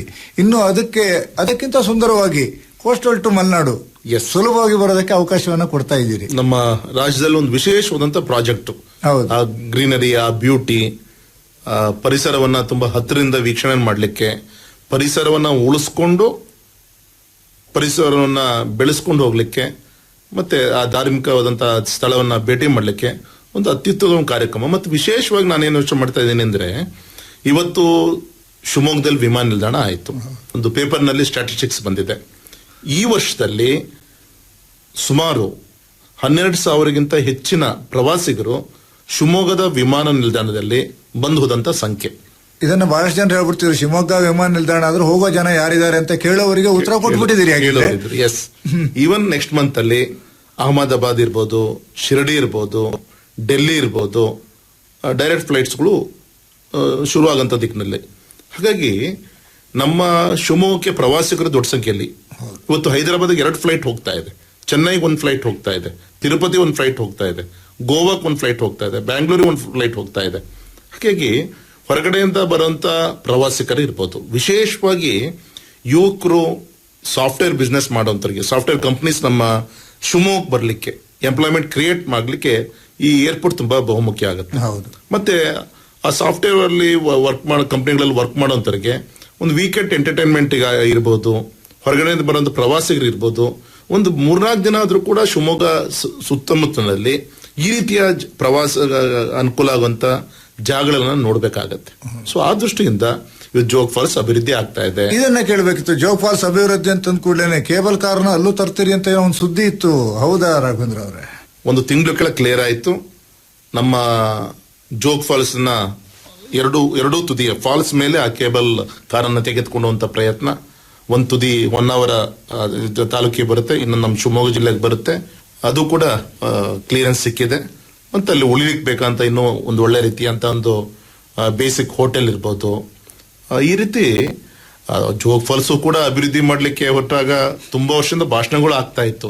ನನಗೂ ದೊಡ್ಡ ಸವಾಲಾಯ್ತು. ದುಡ್ಡು ತರೋದು ದೊಡ್ಡ ವಿಚಾರ ಅಲ್ಲ, ಆದ್ರೆ ಅಲ್ಲಿ ಸಮಸ್ಯೆ ಇದ್ದಿದ್ದು ಮಂಕಿ ಟೈಲ್, ಮುಸಿಮಂಗದ ಒಂದು ಬಾಲದ ಒಂದು ವೈಲ್ಡ್ ಫಾರೆಸ್ಟ್ ಅಂತ ಹೇಳ್ತಾರೆ. ಅಲ್ಲಿ ಅದರ ಒಂದು ಫಾರೆಸ್ಟ್ ಪೂರ್ತಿ ಕ್ಲಿಯರೆನ್ಸ್ ತೆಗೆದುಕೊಳ್ಳೋದು ಅಂದ್ರೆ, ಒಂದು ವೈಲ್ಡ್ ಫಾರೆಸ್ಟ್ ನ ತುದಿಯಿಂದ ಬಫರ್ ಝೋನ್ ಅಂತೇಳಿ 10 ಕಿಲೋಮೀಟರ್ ಇರುತ್ತೆ. 10 ಕಿಲೋಮೀಟರ್ ಅಂತ ತೆಗೆದುಕೊಂಡಾಗ ಅಲ್ಲಿ ಕೇವಲ 1 ಅಥವಾ 2 ಎಕರೆ ಮಾತ್ರ ನಮ್ಮ ಡೆವಲಪ್ಮೆಂಟ್ ಜಾಗ ಉಳಿತಿತ್ತು ಜೋಗ್ ಫಾಲ್ಸ್ ಅಲ್ಲಿ. ಆ ಬಫರ್ ಝೋನ್ ಅನ್ನ 10 ಕಿಲೋಮೀಟರ್ಸ್ ಇದ್ದನ್ನ 1 ಕಿಲೋಮೀಟರ್ ಮಾಡಿದ್ವಿ, ಹಿಂದ್ ಸರಿಸಿದ್ವಿ. ಅದಕ್ಕೆ ಪರ್ಮಿಷನ್ ಬೇಕು ಅಂದ್ರೆ ಕೇಂದ್ರ, ರಾಜ್ಯ ಸರ್ಕಾರದ ಅರಣ್ಯ ಅಧಿಕಾರಿ, ಇದು ಪರಿಸರ ಇಲಾಖೆಗಳದೆಲ್ಲ ಪರ್ಮಿಷನ್ ಬೇಕಾಗುತ್ತೆ. ಅದು ತೆಗೆದುಕೊಂಡಂತ ಪ್ರತಿಫಲ ನಾನು ಇನ್ನೊಂದು 3-4 ತಿಂಗಳಲ್ಲಿ ಆ 80 ಕೋಟಿಯ ಪ್ರಾಜೆಕ್ಟ್ ಸಂಪೂರ್ಣ ಆಗುತ್ತೆ. ಯಾರಾದ್ರೂ ಬಂದು ಉದ್ಘಾಟನೆ ಮಾಡ್ಲಿ, ಆದ್ರೆ ಮಾಡಿದಂತ ತೃಪ್ತಿ ಯಡಿಯೂರಪ್ಪನವ್ರ ಮುಖ್ಯಮಂತ್ರಿ ಇದ್ದಾಗ ಆ ಹಣವನ್ನ, ರಾಜ್ಯ ಸರ್ಕಾರದೇ ಹಣ ಅದು, ಅದನ್ನು ಉಪಯೋಗಿಸಿಕೊಂಡು ಪರಿಪೂರ್ಣ ಹಂತಕ್ಕೆ ಅದು ಈಗಾಗಲೇ ತೆಗೆದುಕೊಳ್ಳುವಂತ ಪ್ರಯತ್ನ ಆಗ್ತಾ ಇದೆ ಸರ್. ಅದನ್ನು ಕೂಡ ಪರಿಪೂರ್ಣ ಮಾಡ್ತಾ ಇದ್ದಾರೆ. ಆಮೇಲೆ ಜೋಗ್ ಫಾಲ್ಸ್ ಅಂತ ಕೂಡಲೇ ಸಾಮಾನ್ಯವಾಗಿ ಹೇಳೋಂಥವ್ರದ್ದು ಒಂದು ಮಾತಿದೆ, ಸೌಲಭ್ಯ ಬಹಳ ಕಷ್ಟ, ಉಳ್ಕೊಳ್ಳೋದು ಬಹಳ ಕಷ್ಟ. ಇದಕ್ಕೂ ಏನಾದ್ರು ಯೋಚನೆ ಮಾಡಿದ್ದೀರಾ? ಜೋಗ್ ಫಾಲ್ಸ್ ಬರುವಂತ ದಿನದಲ್ಲಿ ಒಂದು ದಿನಕ್ಕೆ 4-5 ಸಾವಿರ ಜನ ಪ್ರವಾಸಿಗರು ಬಂದು ಹೋಗುವಂತ ಜಾಗ ಆಗುತ್ತೆ. ರಸ್ತೆ ತುಂಬಾ ಸಣ್ಣದಾಗಿದೆ, ನಾಳೆ ಟ್ರಾಫಿಕ್ ಇಶ್ಯೂಸ್ ಗಳೆಲ್ಲ ಬರ್ಬೋದು ಅಂತ ಹೇಳಿ ಜೋಗ್ ಫಾಲ್ಸ್ ಏನು ಅಭಿವೃದ್ಧಿ ಮಾಡ್ತಾ ಇದ್ದೀವಿ, ಅಲ್ಲಿಂದ 500 ಮೀಟರ್ ದೂರದಲ್ಲಿ ಸುಮಾರು 25 ಎಕರೆ ಜಾಗದಲ್ಲಿ ಪಾರ್ಕಿಂಗಿಗೋಸ್ಕರ ವ್ಯವಸ್ಥೆಗಳನ್ನ ಮಾಡಿ, ಅಲ್ಲೂ ಕೂಡ ರೆಸ್ಟ್ ರೂಮ್ಸ್ ಇರ್ಬೋದು, ಬೇರೆ ಬೇರೆ ವ್ಯವಸ್ಥೆಗಳು, ಕ್ಯಾಂಟೀನ್ ಅಲ್ಲೂ ಕೂಡ ಮಾಡಿದೀವಿ. ಅಂದ್ರೆ ಯಾವ ರೀತಿ ನಾವು ಹೊರದೇಶದಲ್ಲಿ ನೋಡ್ತೀವಿ, ನಮ್ಮ ವೆಹಿಕಲ್ ಪೂರ್ತಿ ಅಲ್ಲಿ ಪಾರ್ಕಿಂಗ್ ಮಾಡಿ ಬೈ ವಾಕ್ ಆರ್ ಅಲ್ಲಿಂದ ಒಂದು special bus from that point to Jog Falls ಅರ್ಧ ಕಿಲೋಮೀಟರ್ಗೆ ಎಲ್ಲ ವೆಹಿಕಲ್ ಗಳನ್ನ ಒಳಗಡೆ ತಗೊಂಡು ಹೋದ್ರೆ ಪಾಪ ಉಳಿದಂತ ಪ್ರವಾಸಿಗರಿಗೂ ಕೂಡ ಸಾಕಷ್ಟು ತೊಂದರೆ ಆಗುತ್ತೆ. ಇದನ್ನೆಲ್ಲ ನೋಡ್ಕೊಂಡು ಆ ರೀತಿಯ ಒಂದು ಕಾನ್ಸೆಪ್ಟ್ ಅನ್ನ ಮಾಡಿದೆ. ಈ ಒಂದು 2-3 ತಿಂಗಳು ಕ್ಲೋಸ್ ಮಾಡ್ತಾ ಇದ್ದೀವಿ. ಪಿನ್ ಟು ಪ್ಲೇನ್ ಎಲ್ಲದೂ ಕೂಡ ಕೆಲಸ ಮುಗಿತಾ ಇದೆ. ಈ ಒಂದು ಬರೋ ವರ್ಷದ ಈ ಮಳೆಗಾಲಕ್ಕೆ ನಾವು ಅದನ್ನ ಲೋಕಾರ್ಪಣೆಯನ್ನು ಮಾಡಿ ಸಂಪೂರ್ಣ ನಮ್ಮ ಪ್ರವಾಸಿಗರು ಅದು ಎಂಜಾಯ್ ಮಾಡಬೇಕು. ಒಟ್ಟಿನಲ್ಲಿ ಪ್ರವಾಸಿ ಹಬ್ ಮಾಡ್ಬಿಡ್ಬೇಕು ಅಂತ ಡಿಸಿಷನ್ ಮಾಡ್ದಾಗಿದೆ ತಾವು? ಅಲ್ಲ, ಆಗ್ಲೇಬೇಕು ಸರ್. ಯಾಕಂದ್ರೆ ಪರಿಸರ ದೇವ್ರು ಕೊಟ್ಟಂತ ಪ್ರಕೃತಿ ಇದೆ, ಅದನ್ನು ಉಳಿಸ್ಕೊಂಡು ಬೆಳೆಸ್ಕೊಂಡು ಅದನ್ನ ದೇವ್ರು ಕೊಟ್ಟಂತ ಈ ಕಣ್ಗಳಿಂದ ಅದನ್ನ ನೋಡಿ ಸಂತೋಷ ಪಡುವಂತ ಒಂದು ವ್ಯವಸ್ಥೆ ಮಾಡಬೇಕಾಗಿರೋದು ಚುನಾಯಿತ ಪ್ರತಿನಿಧಿಗಳ ನಮ್ಮ ಕರ್ತವ್ಯ. ಜೋಗ್ ಫಾಲ್ಸ್ ಇರ್ಬೋದು, ಈಗಿರುವಂತ ಸಕ್ಕರೆ ಬೇಲು, ಆನೆ ಬಿಡಾರ ಇರ್ಬೋದು, ಅದೇ ರೀತಿ ನಮ್ಮ ಲಯನ್ ಅಂಡ್ ಟೈಗರ್ ಸಫಾರಿ ಇರ್ಬೋದು, ಶಿಕಾರಿಪುರ ಶರಣರ ನಾಡು ಅಂತ ನಾವು ಹೇಳ್ತೀವಿ. ಅಲ್ಲಿ ಶರಣೆ ಅಕ್ಕಮದೇವಿಯ ಜನ್ಮಸ್ಥಳ, ಅಲ್ಲೂ ಕೂಡ ಒಳ್ಳೆ ರೀತಿಯಂತ ಅಭಿವೃದ್ಧಿ ಕಾರ್ಯ ಆಗ್ತಾ ಇದೆ. ಹಾಗಾಗಿ ಬರುವಂತ ದಿನದಲ್ಲಿ ಇದೆಲ್ಲದೂ ಕೂಡ ಈ ಡಾಟ್ಸ್ ಗಳನ್ನ ಜೋಡಿಸ್ಕೊಂತ ಹೋದ್ರೆ ಯಾರೇ ಒಬ್ಬ ಪ್ರವಾಸಿಗರು ಬಂದ್ರೆ ಸಂತೋಷವಾಗಿ 2-3 ದಿನ ಇಲ್ಲಿ ಸಮಯ ಕಳೆಯಕ್ಕೆ ತುಂಬಾ ಅನುಕೂಲ. 2-3 ದಿನ ಬರಬೇಕು ಅಂತ ಅವನಿಗೆ ಒಂದು ವಾರ ನೋಡುವಷ್ಟು ಪ್ರೇಕ್ಷಣೀಯ ಸ್ಥಳಗಳನ್ನ ಸೃಷ್ಟಿ ಮಾಡ್ತಾ ಇದ್ದೀರಿ. ಇನ್ನು BY ರಾಘವೇಂದ್ರ ಅಂತಂದು ಕೂಡ್ಲೇನೆ ಜಿಲ್ಲೆಗೆ ಟ್ರೈನ್ ಅನ್ನ ತರುವುದರಲ್ಲಿ ಎತ್ತಿದೆ ಕೈ. ಕರ್ನಾಟಕದ ಯಾವ ಸಂಸದರು ಮಾಡದೇ ಇರುವಂತಹ ಕೆಲಸವನ್ನ ರಾಘವೇಂದ್ರ ಅವರು ಮಾಡ್ತಾರೆ ಅನ್ನುವಂತ ಒಂದು ಮಾತಿದೆ. ಏನು ಇದು ಮ್ಯಾಜಿಕ್ ರಾಘವೇಂದ್ರ ಅವರೇ? ನಮ್ಮ ಶಿವಮೊಗ್ಗ ಆಶ್ಚರ್ಯ ಅಂತ ನನಗೂ ಕೂಡ ಗೊತ್ತಿದೆ. ನಾನು ಕೂಡ MP ಆದ್ಮೇಲೆ ನನಗೆ ಗೊತ್ತಾಯ್ತು. ನಮ್ಮ ಶಿವಮೊಗ್ಗ ಜಿಲ್ಲೆಗೆ ಆಫ್ಟರ್ ಇಂಡಿಪೆಂಡೆನ್ಸ್ ಹೊಸದಾಗಿ ರೈಲ್ವೆ ರೂಟ್ ಅನ್ನ, ರೈಲ್ವೆ ಹಳಿಯನ್ನ ಹಾಕಿದಂತ ಉದಾಹರಣೆ ಒಂದು ಕೂಡ ಇಲ್ಲಂತೆ. ಮೈಸೂರು ಮಹಾರಾಜರು ಅವತ್ತು VSL ಫ್ಯಾಕ್ಟರಿಗೆ, ಅದೇ ರೀತಿ ನಮ್ಮ ತಾಳಗುಪ್ಪದಿಂದ ಪಲ್ಪ್ ಅನ್ನ, ವುಡ್ ಅನ್ನ ತರ್ಲಿಕ್ಕೋಸ್ಕರ ಒಂದು ಮೀಟರ್ ಗೇಜ್ ಮಾಡಿಸಿದ್ರು. ನಾನು ಸಂಸತ್ ಸದಸ್ಯನಾಗಿ ಮೊದಲೇ ಬಾರಿಗೆ ಆ ಮೀಟರ್ ಗೇಜ್ ಅನ್ನ ಬ್ರಾಡ್ ಗೇಜ್ ಮಾಡ್ಲಿಕ್ಕೆ ರಾಜ್ಯ ಸರ್ಕಾರದಿಂದ 50%, ಕೇಂದ್ರ ಸರ್ಕಾರದಿಂದ 50% ಹಾಕಿಸಿ 180 ಕೋಟಿ ತಂದು ಶಿವಮೊಗ್ಗದಿಂದ ತಾಳಗುಪ್ಪದವರೆಗೂ ಕೂಡ ಬ್ರಾಡ್ ಗೇಜ್ ಮಾಡಿದಂತ ಪ್ರತಿಫಲ ಇವತ್ತು ಶಿವಮೊಗ್ಗದಿಂದ ಅಪ್ ಟು ಸಾಗರ ತಾಳಗುಪ್ಪದವರೆಗೂ ಕೂಡ ನಂಬರ್ ಆಫ್ ಟ್ರೈನ್ಸ್ ಓಡಾಡ್ತಿದೆ. ಇದು ಒಂದು. ಎರಡನೇದು, ಉತ್ತರ ಕರ್ನಾಟಕ ಡೆಡ್ ಎಂಡ್, ನಮಗೆ ಮುಂದೆ ಹೋಗ್ಲಿಕ್ಕೆ ಅಲ್ಲಿ ಫಾರೆಸ್ಟ್ ಇಶ್ಯೂಸ್ಗಳು ಬರ್ತಾ ಇದೆ. ಹಾಗೆ ಶಿವಮೊಗ್ಗ ರಾಣೆಬೆನ್ನೂರು ಇನ್ನೊಂದು, ಈಗ 2,000 ಕೋಟಿ ಖರ್ಚು ಮಾಡಿ ಕೆಲಸ ಮಾಡ್ತಾ ಇದೀವಿ. ಅಲ್ಲಿ ಲಿಂಕ್ ಆಯ್ತು ಅಂದ್ರೆ ನಮಗೆ ಶಿವಮೊಗ್ಗ ರಾಣೆಬೆನ್ನೂರು ಸುಮಾರು 10 ರಾಜ್ಯಗಳಿಗೆ ಸಂಪರ್ಕ ಸಿಗ್ತಾ ಇದೆ. ಹಾಗಾಗಿ ಇನ್ನೊಂದು ವಿಶೇಷ ಅಂದ್ರೆ ರೈಲ್ವೆ ಟರ್ಮಿನಲ್ ಕೋಚಿಂಗ್ ಡಿಪೋವನ್ನ ಕೋಟೆಂಗೂರು ಅಂತ ನಿರ್ಮಾಣ ಮಾಡುವಂತ ಕಾರ್ಯ ಆಗ್ತಾ ಇದೆ.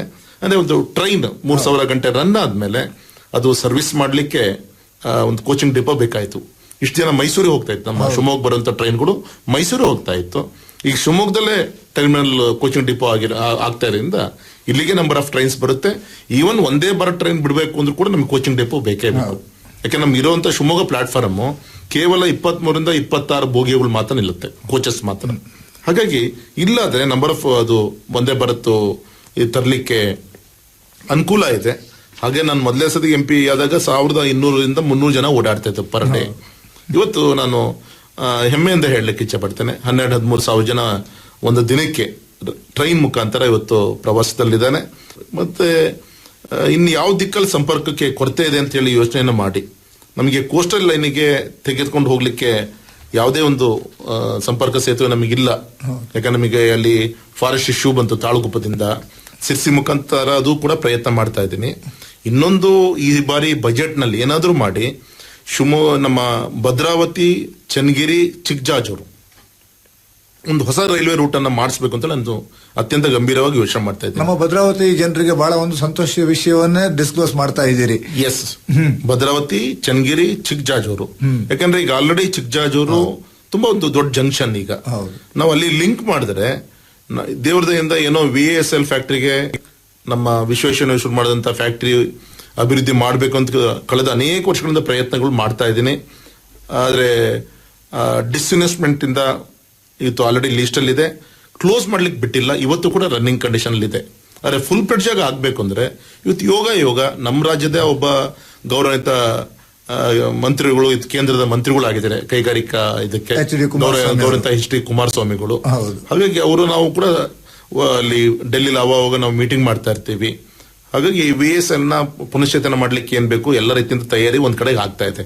ಆದ್ರೆ ನಾಳೆ ನಮ್ಮ VSL ಬೇಕಂತ ಮೈನ್ಸ್ ಅನ್ನು ತರಲಿಕ್ಕೆ ರಮಣದುರ್ಗದಿಂದ ಬರಲಿಕ್ಕೆ, ಹಾಗಾಗಿ ಈ ಚಿಕ್ಕಜಾಜೂರು ಇದು ಭದ್ರಾವತಿ ಚಿಕ್ಕಜಾಜೂರು ತುಂಬಾ ಅನುಕೂಲ ಆಗುತ್ತೆ. ಮತ್ತು ಪ್ರವಾಸಿಗರು ಕೂಡ ನಮಗೆ ಆ ಭಾಗದಲ್ಲಿ ರಾಯಚೂರಿಗೆ ಹೋಗ್ಲಿಕ್ಕೆ, ಹೈದರಾಬಾದ್ ಹೋಗ್ಲಿಕ್ಕೆ, ಮಂತ್ರಾಲಯಕ್ಕೆ ಹೋಗಕ್ಕೆ ತುಂಬಾ ಒಂದು ಒಳ್ಳೆ ರೀತಿಯಂತ ಒಂದು ಸಂಪರ್ಕ ಆಗುತ್ತೆ. ಆಮೇಲೆ ಶಾರ್ಟೆಸ್ಟ್ ರೂಟ್ ಆಗುತ್ತೆ, ತುಂಬಾ ಕಮ್ಮಿ ಖರ್ಚಲ್ಲಾಗುತ್ತೆ. ಹಾಗೆ ಈ ಬಾರಿ ಬಜೆಟ್ ನಲ್ಲಿ ಇದಕ್ಕೆ ಆದ್ಯತೆ ಕೊಟ್ಟು ಮಾಡಿಸುವಂತ ಒಂದು ಪ್ರಯತ್ನ ಮಾಡ್ತಾ ಇದ್ದೀನಿ ಸರ್. ಹಾಗಾಗಿ ರೈಲ್ವೆ ಕ್ಷೇತ್ರ ಬರುವಂತ ದಿನದಲ್ಲಿ ಶಿವಮೊಗ್ಗ ದೇಶದ ಎಲ್ಲಾ ದಿಕ್ಕಿಗೂ ಕೂಡ ಟ್ರೈನ್ ಅನ್ನು ತೆಗೆದುಕೊಳ್ಳುವಂತ ಒಂದು ಒಳ್ಳೆ ಶುಭ ದಿನಗಳು ಆದಷ್ಟು ಬೇಗ ಬರುತ್ತೆ ಅಂತ ನಾನು ವಿಶ್ವಾಸದಿಂದ ಹೇಳಲಿಕ್ಕೆ. ಯಾಕಂದ್ರೆ ಸಾಮಾನ್ಯವಾಗಿ ಟ್ರೈನ್ ಅಲ್ಲಿ ಓಡಾಡುವಾಗ ಒಂದು ಮಾತನ್ನ ಕೇಳ್ತಿರ್ತೀವಿ, ರಾಘವೇಂದ್ರ ಅವ್ರು ಬಂದ ನಂತರ ನಮಗೆ ಬೆಂಗಳೂರು ಟು ಶಿವಮೊಗ್ಗ ಬಹಳ ಹತ್ರ ಆಗೋಯ್ತು ಅಂತ. ಎಸ್, ಆದ್ರೂ ಕೂಡ ನನ್ನ ಆಸೆ ಇದೆ ಇನ್ನೂ ಕಮ್ಮಿ ಟೈಮಲ್ಲಿ ಬೆಂಗಳೂರಿಗೆ ಹೋಗ್ಲಿಕ್ಕೆ. ಹೇಗೆ ಯಾಕಂದ್ರೆ ನಮ್ಮ ಶಿವಮೊಗ್ಗದಿಂದ ಬೀರೂರು ಕೂಡ ಸಿಂಗಲ್ ರೂಟ್ ಇದೆ, ಅದು ಡಬ್ಲಿಂಗ್ ಮಾಡಬೇಕು. ಅದಕ್ಕೆ 2,000 ಕೋಟಿ ಬೇಕಾಗುತ್ತೆ. ನಂಗೆ ವಿಶ್ವಾಸ ಇದೆ ಬರೋ ಈ ನಾಳೆ ಬಜೆಟ್ ಆದ್ಮೇಲೆ ನಾನು ಆ 2,000 ಕೋಟಿ ಹಣವನ್ನ ತಂದು ನಮ್ಮ ಬೀರೂರಿಂದ ಅಪ್ ಟು ಶಿವಮೊಗ್ಗದವರು ಕೂಡ ಡಬ್ಲಿಂಗ್ ಮಾಡುವಂತ ಕಾರ್ಯ ಶುರು ಮಾಡಿಸ್ತೀನಿ. ಸೊ ಅದು ಆಯ್ತು ಅಂದ್ರೆ ನಮಗೆ ಟ್ರಾಫಿಕ್ ಇಶ್ಯೂಸ್ಗಳು ಸಾಲ್ವ್ ಆಗುತ್ತೆ. ಇನ್ನೂ ಅರ್ಧ ಗಂಟೆ 1 ಗಂಟೆ ಬೇಗ ನಾವು ಬೆಂಗಳೂರು ತಲುಪಲಿಕ್ಕೆ ಈಸಿ ಆಗುತ್ತೆ. ನಂಬರ್ ಆಫ್ ಟ್ರೈನ್ಸ್ ತರಕ್ಕೆ ಅನುಕೂಲ ಆಗುತ್ತೆ. ಸೊ ಆ ದಿಕ್ಕಲ್ಲೂ ಕೂಡ ನಾನು ಪ್ರಯತ್ನ ಮಾಡ್ತಾ ಇದ್ದೀನಿ. ಇನ್ನು ತಾವು ಮಾತನಾಡ್ತಾ ಇರ್ಬೇಕಾದ್ರೆ ಆರಂಭದಲ್ಲಿ ಹೇಳಿದ್ರಿ, ತಾವು ಈ ಒಂದು ರಾಷ್ಟ್ರೀಯ ಹೆದ್ದಾರಿಯ ಒಂದು ಕಮಿಟಿಯಲ್ಲಿ ತಾವು ಸದಸ್ಯರಾಗಿದ್ದೀರಿ ಅಂತ ಕೂಡ ಹೇಳ್ತಾ ಇದ್ರಿ ರಾಘವೇಂದ್ರ ಅವರೇ. Yes sir. ಆದ್ರೆ ನಮ್ಮ ಇಲ್ಲಿ ಒಂದು ಬ್ಯಾಂಗ್ಳೂರ್ ಟು ಹೊನ್ನಾವರ್ ಮಾರ್ಗ ಸ್ವಲ್ಪ ಕುಂಟ್ತಾ ಇದೆಯಲ್ಲ, ಇದಕ್ಕೆ ಏನು ಕಾರಣ? ಒಟ್ಟು 4 ಪ್ಯಾಕೇಜ್ಗಳಲ್ಲಿ ಟೆಂಡರ್ ಆಯಿತು. ನಮ್ ಶಿವಮೊಗ್ಗ ಲಾಸ್ಟ್ ಪ್ಯಾಕೇಜ್. ಹಣ ಪೂರ್ತಿ ಕೇಂದ್ರ ಸರ್ಕಾರ ಕೊಡುತ್ತೆ. ಲ್ಯಾಂಡ್ ಎಕ್ವಿಷನ್ ಅನ್ನ ಮಾಡ್ಕೊಡ್ಬೇಕಾದ್ರೆ ರಾಜ್ಯ ಸರ್ಕಾರ, ಸ್ಟೇಟ್ ಗೌರ್ಮೆಂಟ್ ಲ್ಯಾಂಡ್ ಅನ್ನ ಕೊಡಬೇಕಾಗತ್ತೆ. ಸಹಜ ಲ್ಯಾಂಡ್ ಇಶ್ಯೂಸ್ಗಳಿರುತ್ತೆ. ಎಷ್ಟೋ ಜಾಗದಲ್ಲಿ ಉದಾಹರಣೆಗೆ ನಮ್ಮ ಮಲಗೋಪ ಈ ಕಡೆ ಭಾಗದಲ್ಲಿ ಪಾಪ ರೈತರ ಹೆಸರಿಗೆ ವಾಸ ಮಾಡ್ತಾ ಇದ್ದಾರೆ, ಅದೇ ದಾಖಲೆ ಅವ್ರ ಹೆಸರಿಗಿಲ್ಲ. ಈ ತರ ಸಮಸ್ಯೆಗಳಿರುತ್ತೆ. ಹಾಗೆ ಇದನ್ನೆಲ್ಲ ಕನ್ವಿನ್ಸ್ ಮಾಡಿ ಅವ್ರನ್ನೆಲ್ಲ ತೆರವುಗೊಳಿಸಿ ಪರಿಹಾರ ಕೊಟ್ಟು ಈ ಲ್ಯಾಂಡ್ ಎಕ್ವಿಷನ್ ಪ್ರೊಸೆಸ್ ಡಿಲೇ ಆಗಿದ್ದಕ್ಕೆ ಸ್ವಲ್ಪ ಈ ಪ್ರಾಜೆಕ್ಟ್ ಕೂಡ ನಿಧನ ಆಯಿತು. ಇನ್ನೊಂದು 2 ತಿಂಗಳು ಮುಗಿಬಹುದು ಅಂತ ನಂಗೆ ಅನಿಸ್ತಾ ಇದೆ. ಪ್ರೋಗ್ರೆಸ್ ಅಲ್ಲಿದೆ. ಈವನ್ ನಮ್ಮ ಭದ್ರಾವತಿಯ ಆರೋಪಿ ನನಗೆ ಹೊಸ ವರ್ಷಕ್ಕೆ ಲೋಕಾರ್ಪಣೆ ಮಾಡಬೇಕು ಅಂತ ನನ್ನ ಆಸೆ ಇತ್ತು. ಹಾಗೂ ಅದು ಇನ್ನೊಂದು 15-20 ದಿನ ಸಮಯವನ್ನ ತೆಗೆದುಕೊಳ್ಳುತ್ತೆ ಅಂತ ಅನಿಸ್ತಾ ಇದೆ. 3ನೇದು ನಮ್ಮ ಭದ್ರಾವತಿಯ ಹಳೆ ಸೇತುವೆ, ತುಂಗಭದ್ರಾ ಸೇತುವೆ ಏನಿದೆ, ತುಂಬಾ ಶಿಥಿಲವಾಗಿದೆ ಆ ರಸ್ತೆ. ನಮ್ಮ ಹೊಸ ಸೇತುವೆ ಸಿದ್ದಾರೂಢ ನಗರಕ್ಕೆ ನಾವೇನು ಹೋಗ್ತೀವಿ ಅಲ್ಲಿ ನೀವು ನೋಡಿರ್ಬೋದು. ನಾನು ಮೊದಲ ಸತಿ MP ಆದಾಗ ನಮ್ಮ ಶಿವಮೊಗ್ಗದ ತುಂಗಾ ನದಿಗೆ 80 ಕೋಟಿ ಖರ್ಚು ಮಾಡಿ ಪ್ರೊಟೆಕ್ಟೆಡ್ ವಾಲ್ ಮಾಡಿ ಸ್ಮಾರ್ಟ್ ಸಿಟಿಯಿಂದ 100 ಕೋಟಿ ಖರ್ಚು ಮಾಡಿ ಅಲ್ಲಿ ಬಾಂಬೆ ಮೆರಿನ್ ಬೀಚ್ ಅಲ್ಲಿ ಯಾವ ರೀತಿ ಡೆವಲಪ್ಮೆಂಟ್ ಮಾಡಿದ್ರೆ ಆ ರೀತಿ ಶಿವಮೊಗ್ಗದಲ್ಲಿ ಮಾಡಿಸಿದ್ವಿ. ಅದೇ ರೀತಿ ಬಹಳಷ್ಟು ಜನರು ಬರ್ತಾನೂ ಕೂಡ ಇದ್ದಾರೆ, ನೋಡೋ ಖುಷಿ ಪಡ್ತಾನೂ ಇದ್ದಾರೆ. ಮೊನ್ನೆ ತುಂಬಾ ಅನೇಕ ಕಾರ್ಯಕ್ರಮ ಕೂಡ ಅಲ್ಲಾಯ್ತು. ಅದೇ ರೀತಿ ನಮ್ಮ ಭದ್ರಾವತಿಯ ಈ ಸೇತುವೆನೂ ಕೂಡ ಮಳೆಗಾಲದಲ್ಲಿ ಸಬ್ಮರ್ಜ್ ಆಗ್ಬಿಡುತ್ತೆ. ಸೇತುವೆನ ಎತ್ತರ ಮಾಡಿಕೊಂಡು ಎಡಗಡೆ ಬಲಗಡೆಗೆ ಕಾಂಕ್ರೀಟ್ ವಾಲ್ ಮಾಡಿಕೊಂಡು ಯಾವುದೇ ಒಂದು ಸೀವೇಜ್ ವಾಟರ್ ಕೂಡ ನದಿಗೆ ಸೇರದೆ ಅಲ್ಲೇ ಒಂದು UGDಯ ಒಂದು ಲಿಂಕ್ ಮಾಡಿ ಅಲ್ಲೂ ಕೂಡ ಒಂದು ಒಳ್ಳೆ ಗ್ರೀನರಿ ಡೆವಲಪ್ ಮಾಡಿ ಮತ್ತೆ ಸಬ್ಮರ್ಜ್ ಆಗ್ಬಾರ್ದು. ನದಿ ಹೆಚ್ಚಿಗೆ ಬಂದಾಗ ಆ 2 ಕಡೆ ಇರೋಂಥ ಪ್ರಾಪರ್ಟಿಗಳು ಇದಾಗಿ ಹೋಗುತ್ತೆ. ಸೊ ಅಲ್ಲೊಂದು ಆ ಥರ ಗಮನ ಕೊಡಬೇಕು. 2ನೇದು ನಮ್ಮ ತೀರ್ಥಹಳ್ಳಿ ತಾಲೂಕಿನ ತುಂಗಾ ನದಿ ಅಲ್ಲಿಗೆ ತಡೆಗೋಡೆ ನಿರ್ಮಾಣ, ಅಲ್ಲಿ ರಾಮೇಶ್ವರ ದೇವಸ್ಥಾನ ಇದೆ. ಪ್ರತಿ ವರ್ಷ ಸಂಕ್ರಾಂತಿ ಹಬ್ಬದಲ್ಲಿ ಎಳ್ಳಮಸ ಜಾತ್ರೆ ನಡೆಯುತ್ತೆ. ಅಲ್ಲೂ ಕೂಡ ಈ ರೀತಿಯಾದ ಒಂದು ಬ್ಯೂಟಿಫಿಕೇಶನ್ ಸ್ಪಾಟ್ ಮಾಡಬೇಕು ಅಂತೇಳಿ 2 ಪ್ರಪೋಸಲ್ ನ ನಮ್ಮ ಮಂತ್ರಿಗಳಿಗೆ ಕೊಟ್ಟಿದ್ದೀನಿ, ಕೇಂದ್ರದ ಮಂತ್ರಿಗಳಿಗೆ. ಅವರು ರಾಜ್ಯ ಸರ್ಕಾರದಿಂದನೇ ಬರಬೇಕು ಅಂತೇಳಿ ವಿನಂತಿ ಮಾಡ್ಕೊಂಡಿದ್ದಾರೆ. ಸೊ ಅದು ಫಾಲೋ ಅಪ್ ಮಾಡ್ತಾ ಇದ್ದೀನಿ. ಇವೆರಡು ಡ್ರೀಮ್ ಪ್ರಾಜೆಕ್ಟ್ಗಳು ಆಗದಲ್ಲಿ ಅದೇ ಅನುಮಾನ ಇಲ್ಲ ಸರ್. ನೋಡಿ, ಒಂದು ಕಾಲ ಇನ್ಫ್ರಾಸ್ಟ್ರಕ್ಚರ್ ಡೆವಲಪ್ಮೆಂಟ್ಗೆ ಒಂದು ಸಣ್ಣ ಸೇತುವೆ ಮಾಡಬೇಕು ಅಂದ್ರೂ ಕೂಡ 100 ಪ್ರೊಸೆಸರ್ ಇತ್ತು. ಆದ್ರೆ ಇವತ್ತು ಅತ್ಯಂತ ಹೆಮ್ಮೆಯಿಂದ ಹೇಳಲಿಕ್ಕೆ ಇಚ್ಛೆ ಪಡ್ತೇನೆ, ಸುಮಾರು 15-20 ಸಾವಿರ ಕೋಟಿಯ ರಾಷ್ಟ್ರೀಯ ಹೆದ್ದಾರಿ ಕಾಮಗಾರಿ ನಮ್ಮ ಶಿವಮೊಗ್ಗ ಕ್ಷೇತ್ರದಲ್ಲಿ ಆಗ್ತಿದೆ ಅಂದ್ರೆ ಅತ್ಯಂತ ಹೆಮ್ಮೆ. ನಾನು ಅದಕ್ಕೆ ಹೇಳಿದ್ದೆ ನಿಮ್ಗೆ, ಯಾಕೆಂತಂದ್ರೆ ಒಂದು ರೀತಿಯಲ್ಲಿ ಈ ಹೋರಾಟದ ಹರಿಕಾರ ಅಂತ ನಾವು ಹೇಳೋದಕ್ಕಿಂತ ಹೆಚ್ಚಾಗಿ ಅಭಿವೃದ್ಧಿಯ ಹರಿಕಾರ ಅಂತ ಹೇಳ್ಬಿಡ್ಬೋದೇನೋ ರಾಘವೇಂದ್ರ ಅವರ ತಮ್ಮನ್ನ. ಜನರ ಆಶೀರ್ವಾದ. ಹಾಗೇ ಶಿವಮೊಗ್ಗ ಕೊಲ್ಲೂರಿಗೆ ಒಂದು ಹತ್ತಿರದ ಶಾರ್ಟೆಸ್ಟ್ ರೂಟ್ ಮಾಡಬೇಕು ಅಂತ ಕೂಡ ಒಂದ್ಸಾರಿ ಯೋಚನೆ ಮಾಡದಾಗಿತ್ತು ರಾಘವೇಂದ್ರ ಅವರೇ. ನಾವು ಹೊಸನಗರದ ಮುಖಾಂತರ ಸಾಗರದ ಕಡೆಯಿಂದ ಹೋಗಂತವ್ರಿಗೆ ಕಳಸೋಳಿ ಸಿಗಂದೂರು ಸೇತುವೆ ಆಯ್ತು. ನಮ್ಮ ಶಿವಮೊಗ್ಗದ ಕಡೆಯಿಂದ ಕೊಲ್ಲೂರಿಗೆ ಹೋಗ್ಲಿಕ್ಕೆ ವಿಶೇಷವಾಗಿ ಹೊಸನಗರದಿಂದ ಕೊಲ್ಲೂರಿಗೆ ಹೋಗುವಂತ ರಸ್ತೆ ಯಡಿಯೂರಪ್ಪನವರು ಲೋಕಸಭಾ ಸದಸ್ಯರಿದ್ದಾಗ ಆ ರಸ್ತೆಯನ್ನ ರಾಷ್ಟ್ರೀಯ ಹೆದ್ದಾರಿಯಾಗಿ ಆಪರೇಟ್ ಮಾಡಿದ್ರು. ಆದ್ರೆ 125 ಕರ್ವ್ಸ್ ಇದೆ. ಹಾಗೆ ಕರ್ವ್ ಕಮ್ಮಿ ಮಾಡಬೇಕು ಅಂತೇಳಿ 766C ಅಂತೇಳಿ ಹೊಸ ನಂಬರ್ ಅನ್ನ, ಹೊಸ ರಾಷ್ಟ್ರೀಯ ಹೆದ್ದಾರಿ ನಂಬರ್ ಕೊಟ್ಟ. ಹಾಗೆ ಒಂಥರ ಶಿವಮೊಗ್ಗ ಜನತೆಗೆ ಹೊಸ ರಾಷ್ಟ್ರೀಯ ಹೆದ್ದಾರಿಗಳ ಹೆಸರಿನೊಂದಿಗೆ ರಾಷ್ಟ್ರೀಯ ಹೆದ್ದಾರಿಯನ್ನು ಶಿವಮೊಗ್ಗ ಪರಿಚಯ ಮಾಡ್ಬಿಟ್ರಿ ಅಂತ ಅನ್ಸುತ್ತೆ. 766C ಅಂತ ಹೇಳಿ ಕೊಟ್ಟು ಹೊಸನಗರದ ಹತ್ರ ಮಾವಿನಕೊಪ್ಪ ಅಂತ, ಅಲ್ಲಿಂದ ಅಡಗೋಡಿ ಅಂತ ಹೇಳಿ ಅಲ್ಲಿಗೆ ನೇರವಂತ ಬೆಕ್ಕೋಡಿ ಸೇತುವೆ ಮಾಡಿಸ್ತಾ ಇದ್ದೀನಿ. ಸುಮಾರು 330 ಕೋಟಿ ವೆಚ್ಚವನ್ನು ಮಾಡಿ ಆ ಸೇತುವೆ ಆಗ್ತಾ ಇದೆ. ಈಗ ಆಲ್ರೆಡಿ 20-30% ಪ್ರೋಗ್ರೆಸ್ ಇದೆ. ಅದಾಯ್ತು ಅಂದ್ರೆ 15-20 ನಿಮಿಷದಲ್ಲಿ ಹೊಸನಗರದಿಂದ ನಮ್ಮ ಕೊಲ್ಲೂರಿನ ಬಾರ್ಡರಿಗೆ ನೀವು ಹೋಗಿ ಸೇರ್ಕೊಬಹುದು. ಪ್ರವಾಸಿಗರಿಗೆ ಕಿರಿಕಿರಿ ಆಗಲ್ಲ. ಆ ಕರ್ವಿಂಗ್ಸ್ ಅಲ್ಲಿ ನಾ ಬೆಳಗ್ಗೆ ಹೋಗ್ಬೇಕಾದಾಗ ನೋಡ್ತಿರ್ತೀನಿ, ವಾಮಿಟಿಂಗು ಇದೆಲ್ಲ ನೋಡ್ತಾ ಇರ್ತೀನಿ. ಹಾಗಾಗಿ ಇದು ಕೂಡ ತುಂಬಾ ಒಂದು ನಿಯರ್ ಬೈ ರಸ್ತೆ ಇದಾಗ್ತಾ ಇರೋದು ಅತ್ಯಂತ ಹೆಮ್ಮೆ ಪಡುವಂತ ವಿಚಾರ ಸರ್. ಇವೆಲ್ಲವೂ ಕೂಡ ಈಗ ರಸ್ತೆ ಆಯ್ತು, ಟ್ರೇನ್ ಆಯ್ತು, ಅದೇ ರೀತಿಯಲ್ಲಿ ಧಾರ್ಮಿಕ ಕ್ಷೇತ್ರದ ಅಭಿವೃದ್ಧಿಗೆ ಸಿಗಂದೂರು ಸೇತುವೆಯನ್ನು ಮಾಡಿಸ್ಬಿಟ್ರಿ. ಹಾಗೇನೆ ಇವೆಲ್ಲವನ್ನ ಪ್ರಚಾರ ಮಾಡೋದಕ್ಕೆ ಮಾಧ್ಯಮವಾದಂತಹ ಆಕಾಶವಾಣಿಗೂ ಕೂಡ ತಮ್ಮ ಕೊಡುಗೆ ಬಹಳ ದೊಡ್ಡದು ಅಂತ ನಮ್ಮ ಕೇಳೋರಿಗೆ ಹೇಳಬೇಕು ರಾಘವೇಂದ್ರ ಅವರೇ. ಆ ದಿಕ್ಕಲ್ಲಿ ನಮ್ಮ ಆಕಾಶವಾಣಿ ಪ್ರಮುಖರಾದಂತ ನಮ್ಮ ಭಟ್ ಅವರಿಗೆ, ನಿಮಗೆ ನಾನು ಇದ್ರ ಮುಖಾಂತರ ನಾನು ಅಭಿನಂದನೆ ಸಲ್ಲಿಸ್ತೀನಿ. ನನಗೆ ಅದ್ರ ಬಗ್ಗೆ ನಾಲೆಡ್ಜ್ ನಂಗೆ ಕಮ್ಮಿ ಇದ್ದಾಗ ನೀವು ಇದು ಒಂದು ಗವರ್ಮೆಂಟ್ ಆಫೀಸರ್ ಆದರೂ ಕೂಡ ತಾವೇನು ಗೈಡೆನ್ಸ್ ಕೊಟ್ರಿ. ಈಗಿರುವಂತಹ ದೂರದರ್ಶನ್ ಟವರ್ ಡೆಡ್ ಆಗಿ ಇದ್ದಾಗ ಅದನ್ನ ನಾವು ಅಪ್ಗ್ರೇಡ್ ಮಾಡ್ಕೊಂಡು ತುಂಬಾ ಅನುಕೂಲ ಆಗಂತ ಒಳ್ಳೆ ಸಲಹೆಯನ್ನು ತಾವು ಕೊಟ್ಟಂತ ಪ್ರತಿಫಲ ಇವತ್ತು ಒಂದು ಒಳ್ಳೆ ಹಂತಕ್ಕೆ ಬಂದಿದೆ. ಇನ್ಮೇಲಿಂದ ಭದ್ರಾವತಿಯ ಆಕಾಶವಾಣಿ ಕೇವಲ ಭದ್ರಾವತಿ ಶಿವಮೊಗ್ಗ ಸೀಮಿತ ಆಗದೆ ಇಡೀ ನಮ್ಮ ರಾಜ್ಯಕ್ಕೆ ಕೇಳುವಂತ ಒಂದು ಶುಭ ದಿನಗಳು ಅತ್ಯಂತ ಹತ್ತಿರ ಇದೆ. ಈಗಾಗಲೇ 10 KBಯ ಸಾಮರ್ಥ್ಯದ ಒಂದು ಟ್ರಾನ್ಸ್ಮಿಟರ್ ಈಗಾಗಲೇ ಕೆನಡಾದಿಂದ ಹೊರಟಿದೆ. ಸಂಕ್ರಾಂತಿ ಹಬ್ಬಕ್ಕೆ ಕರೆಕ್ಟಾಗಿ ನಮ್ಮ ಶಿವಮೊಗ್ಗಕ್ಕೆ ರೀಚ್ ಆಗ್ತಾ ಇದೆ. ಆ ಟವರ್ ಕೂಡ ಇನ್ಸ್ಟಾಲ್ ಆಗ್ಲಿಕ್ಕೆ ಹಿಂದಿಂದನೇ ಅದಕ್ಕೆ ಸಂಬಂಧಪಟ್ಟಂತ ಟೆಕ್ನಿಕಲ್ ಟೀಮು ಕೂಡ ಬರ್ತಾ ಇದೆ. ಹಾಗಾಗಿ ಬರುವಂತ ದಿನದಲ್ಲಿ ತಮಗೆ ಗೊತ್ತಿರ್ಬೋದು, ಇಡೀ ರಾಜ್ಯಕ್ಕಿನ್ಮೆಯಿಂದ ಭದ್ರಾವತಿಯ ಆಕಾಶವಾಣಿ ಪ್ರಸಾರ ಆಗ್ಲಿಕ್ಕೆ, ಈವನ್ ನಾವು ಕಾರಲ್ಲಿ ಹೋಗ್ಬೇಕಾದಾಗ ನಮ್ಮ FM ರೇಡಿಯೋಗಳನ್ನ ನಮ್ಮ ಕಾರಲ್ಲೇ ನಾವೆಲ್ಲರೂ ಕೂಡ ಅವೆಲ್ಲದೂ ಕೂಡ ಕೇಳ್ಕೊಂಡು ಹೋಗುವಂತ ಒಂದು ಶುಭಗಳಿಗೆ ಈಗಾಗಲೇ ಶುರುವಾಗಿದೆ. ಗೌರವ ಪ್ರಧಾನಮಂತ್ರಿಗಳಿಗೆ ಇಡೀ ದೇಶದ ಈ ರೀತಿಯಂತ ಒಂದು 8 ಪ್ರಾಜೆಕ್ಟ್ಗಳಿಗೆ ಶಂಕುಸ್ಥಾಪನೆಯನ್ನ ಬಿಫೋರ್ ಪಾರ್ಲಿಮೆಂಟ್ ಎಲೆಕ್ಷನ್ ಮಾಡಿದ್ರು. ಅವರು ನುಡಿದಂತೆ ಇವತ್ತು 10 KBಯ ಸಾಮರ್ಥ್ಯದ, ಅಂದ್ರೆ ಈಗಿರುವಂತಹ ಭದ್ರಾವತಿಯ ನಮ್ಮ ಆಕಾಶವಾಣಿ ಕೇವಲ 1 KB ಸಾಮರ್ಥ್ಯ ಕೆಪಾಸಿಟಿ. ಈಗ 10 KB ಇದು ಅಂದ್ರೆ ಇಡೀ ರಾಜ್ಯದಲ್ಲಿ ಈ ಮೊನ್ನೆ ಸ್ಯಾಂಕ್ಷನ್ ಆಗಿದ್ದಲ್ಲಿ ದೊಡ್ಡ ಒಂದು ಕೆಪಾಸಿಟಿ ಒಂದು ಟ್ರಾನ್ಸ್ಮಿಟರ್ ಎಲ್ಲಾರು ಕೊಡ್ತಾ ಇದಾರೆ ಅಂದ್ರೆ ಅದು ನಮ್ಮ ಶಿವಮೊಗ್ಗ.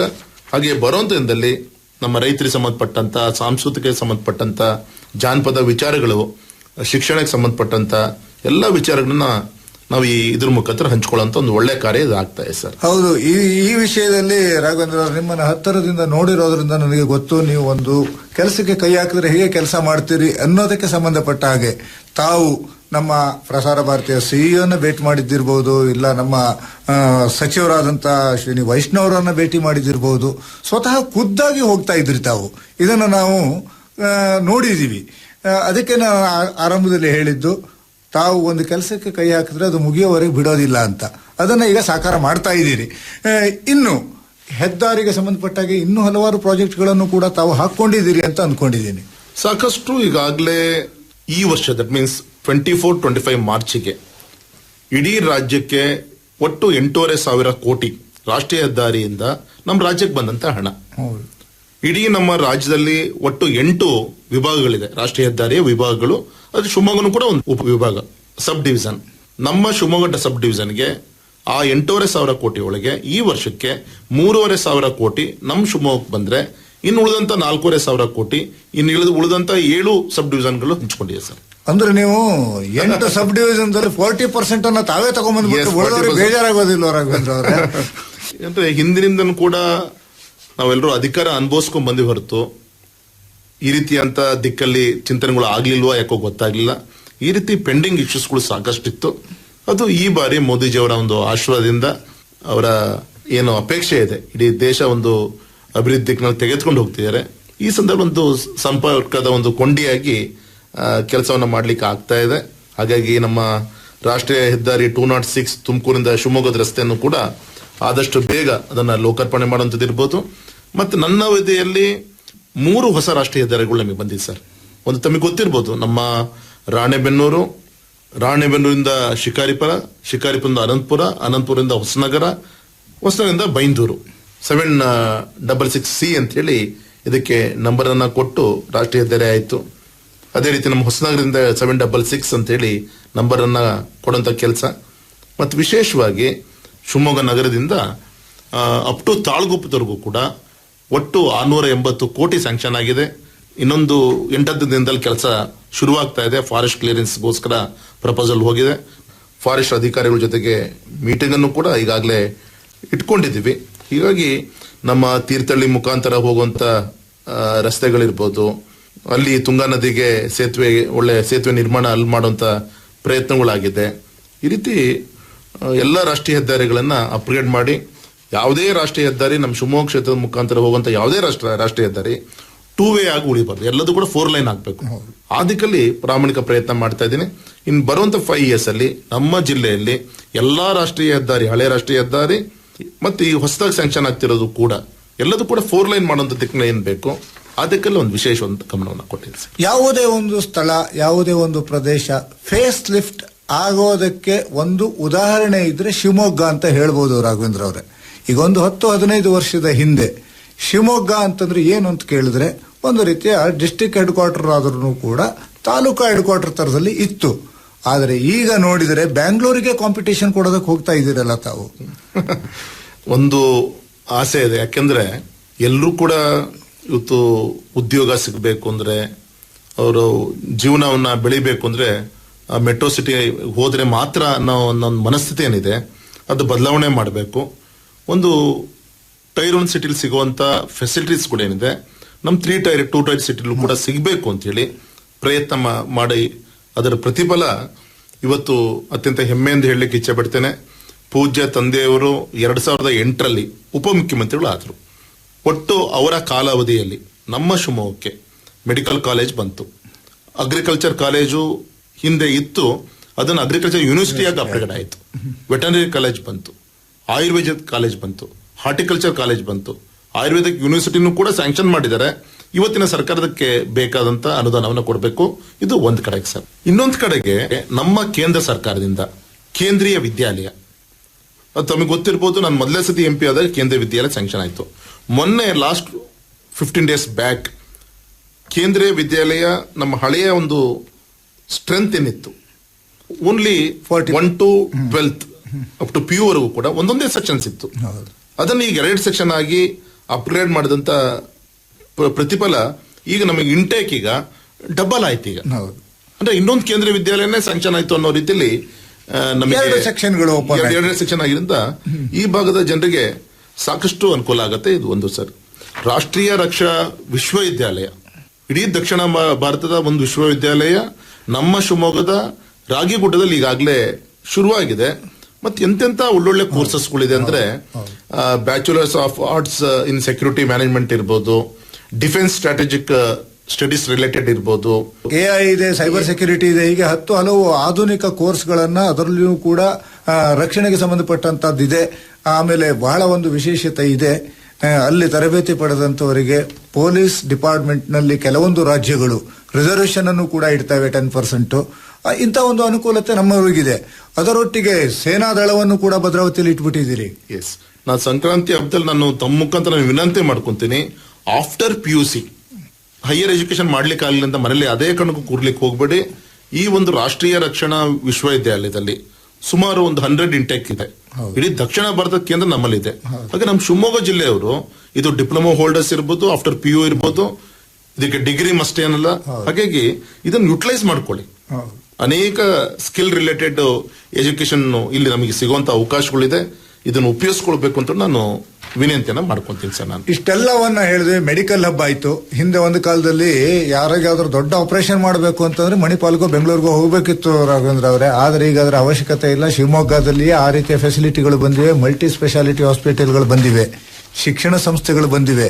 ಅಭಿವೃದ್ಧಿಯಲ್ಲಿ ಎಲ್ಲ ರೀತಿಯ ಅಭಿವೃದ್ಧಿಯೂ ಕೂಡ ಆಗ್ತಾ ಇದೆ. ಶಿವಮೊಗ್ಗವನ್ನ ಒಂದು ರೀತಿಯಲ್ಲಿ ಉತ್ತುಂಗಕ್ಕೆ ಏರಿಸಿ ತಾವು ಸಂಸದರಾಗಿ ಮೊದಲನೆಯ ಅವಧಿಯಿಂದ ಇಲ್ಲಿಯವರೆಗೂ ಕೂಡ ಕೆಲವೊಂದು ತಾವು ಆರಂಭ ಮಾಡಿದ್ದು ಮೊದಲನೇ ಅವಧಿಯಲ್ಲಿ, ಈಗ ಮುಕ್ತಾಯ ಆಗ್ತಾ ಇದೆ. ಕೆಲವೊಂದನ್ನ ಈಗ ಪ್ರಾರಂಭ ಮಾಡಿದ್ದೀರಿ, ಅದನ್ನ ಶೀಘ್ರವಾಗಿ ಮಾಡೋ ಪ್ರಯತ್ನವನ್ನು ಮಾಡ್ತಾ ಇದ್ದೀರಿ. ಹಾಗೇನೆ ದಿಕ್ಕು ಪಥ ಬದಲಾಯಿಸುತ್ತೆ ಅಂತ ನಾವು ಆರಂಭದಲ್ಲಿ ಹೇಳಿದ್ವಿ.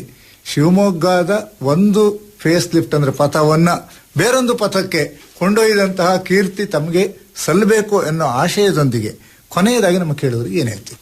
ಈ ಸಂದರ್ಭ ಇಷ್ಟು ಮಾತ್ರ ಹೇಳ್ತೀನಿ, ದೇಶ ಕಂಡಂತ ಹೆಮ್ಮೆಯ ನಾಯಕರಂತ ಸನ್ಮಾನಿಸಿದ ನರೇಂದ್ರ ಮೋದಿಜಿಯವರು ದಿನದ 24 ಗಂಟೆ ಸಮಯನೂ ಕೂಡ ಕಾಣ್ತಾ ಇಲ್ಲ, ಸಾಲ್ತಾ ಇಲ್ಲ. ಒಂದು ಕಾಲದಲ್ಲಿ ಅಕ್ಕಪಕ್ಕದ ರಾಷ್ಟ್ರಗಳು, ಸಣ್ಣ ಸಣ್ಣ ರಾಷ್ಟ್ರಗಳು, ಈವನ್ ಪಾಕಿಸ್ತಾನ, ಅಲ್ಲಿಯೇ GDP ಗ್ರೋತ್ ನಮ್ಮ ವೆನ್ ಕಂಪೇರ್ ಟು ನಮ್ಮ ಭಾರತ ಕಂಪೇರ್ ಮಾಡಿದ್ರೆ ಅವರು ಮುಂದಿದ್ರು. ಅವರು ಒಂದು ಪಾಕಿಸ್ತಾನ ಜೊತೆಗೂ ಕೂಡ ನಾವು ಪೈಪೋಟಿ ಮಾಡಲಿಲ್ಲ ಅಂತ ಒಂದು ದುಸ್ಥಿತಿ ಇತ್ತು. ಆದರೆ ಇವತ್ತು ಭಾರತ ಪ್ರಪಂಚದ ಟಾಪ್ 4th ಪ್ಲೇಸ್ ಅಲ್ಲಿ ಇವತ್ತು GDP ಗ್ರೋತ್ ಅನ್ನ ತೆಗೆದುಕೊಂಡು ಹೋಗ್ತಿರುವಂತ ಒಂದು ಸೆಂಟ್ರಲೈಸ್ ಟ್ಯಾಕ್ಸ್ ಸಿಸ್ಟಮ್ ಎಲ್ಲ ಬಂದಾದ್ಮೇಲೆ ಇಷ್ಟೆಲ್ಲ ಅಭಿವೃದ್ಧಿಯ ಕಾರ್ಯಗಳು ನಾಟ್ ಓನ್ಲಿ ಇನ್ ಶಿವಮೊಗ್ಗ, ಇಡೀ ದೇಶ ಇವತ್ತು ಅಭಿವೃದ್ಧಿ ದಿಕ್ಕಿನಲ್ಲಿ ತೆಗೆದುಕೊಂಡೇನು ಹೋಗ್ತಾ ಇದೆ. ಅವರ ಒಂದು ಅಪೇಕ್ಷೆ ತಕ್ಕಂತೆ ಭಾರತ ಮಾತೆ ಇಡೀ ಒಂದು ಪ್ರಪಂಚದಲ್ಲಿ ಒಂದು ಎತ್ತರ ಸ್ಥಾನದಲ್ಲಿ ಇರಬೇಕು ಅನ್ನೋ ಒಂದು ಕನ್ಸೇನಿದೆ. ನಾಟ್ ಓನ್ಲಿ ಇನ್ ಡೆವಲಪ್ಮೆಂಟ್, ಇನ್ನು ನಮ್ಮ ಸಾಂಸ್ಕೃತಿಕ ಶ್ರೀಮಂತಿಕೆ ಮತ್ತೆ ಈ ಬೌದ್ಧಿಕ ಶ್ರೀಮಂತಿಕೆ ಎರಡನ್ನೂ ಕೂಡ ಉಳಿಸ್ಕೊಂಡು ಬೆಳೆಸ್ಕೊಂಡುವಂತ ಕಾರ್ಯ ಗೌರವಂತ ಪ್ರಧಾನಮಂತ್ರಿಗಳ ಒಂದು ನೇತೃತ್ವದಲ್ಲಿ ಆಗ್ತಾ ಇದೆ. ಸದಾ ನಿಮ್ಮೆಲ್ಲರ ಒಂದು ಆಶೀರ್ವಾದ ಈ ಸಂಕ್ರಾಂತಿ ಹಬ್ಬದಲ್ಲಿ ಇರಬೇಕು ಅಂತ ಹೇಳಿ ನಾನು ಕೈ ಮುಗಿದು ವಿನಂತಿಯನ್ನ ಮಾಡ್ಕೊಂತಾ ಇದ್ದೀನಿ. ತಾವು GDP ಬಗ್ಗೆ ಹೇಳ್ತೀರಿ, ಇನ್ನೊಂದು 5 ವರ್ಷದಲ್ಲಿ ಜಗತ್ತಿನಲ್ಲಿಯೇ 3ನೆಯ GDP ಕಾಂಟ್ರಿಬ್ಯೂಷನ್ ಕೊಡೋದು ಭಾರತ ಆಗಬೇಕು ಅನ್ನೋದು ಪ್ರಧಾನಿಯವರ ಆಶಯ. Yes. ಹಾಗೆ ನಮ್ಮದು ಒಂದು ಆಶಯ ಇದೆ ರಾಘವೇಂದ್ರ ಅವರು. Yes, sir.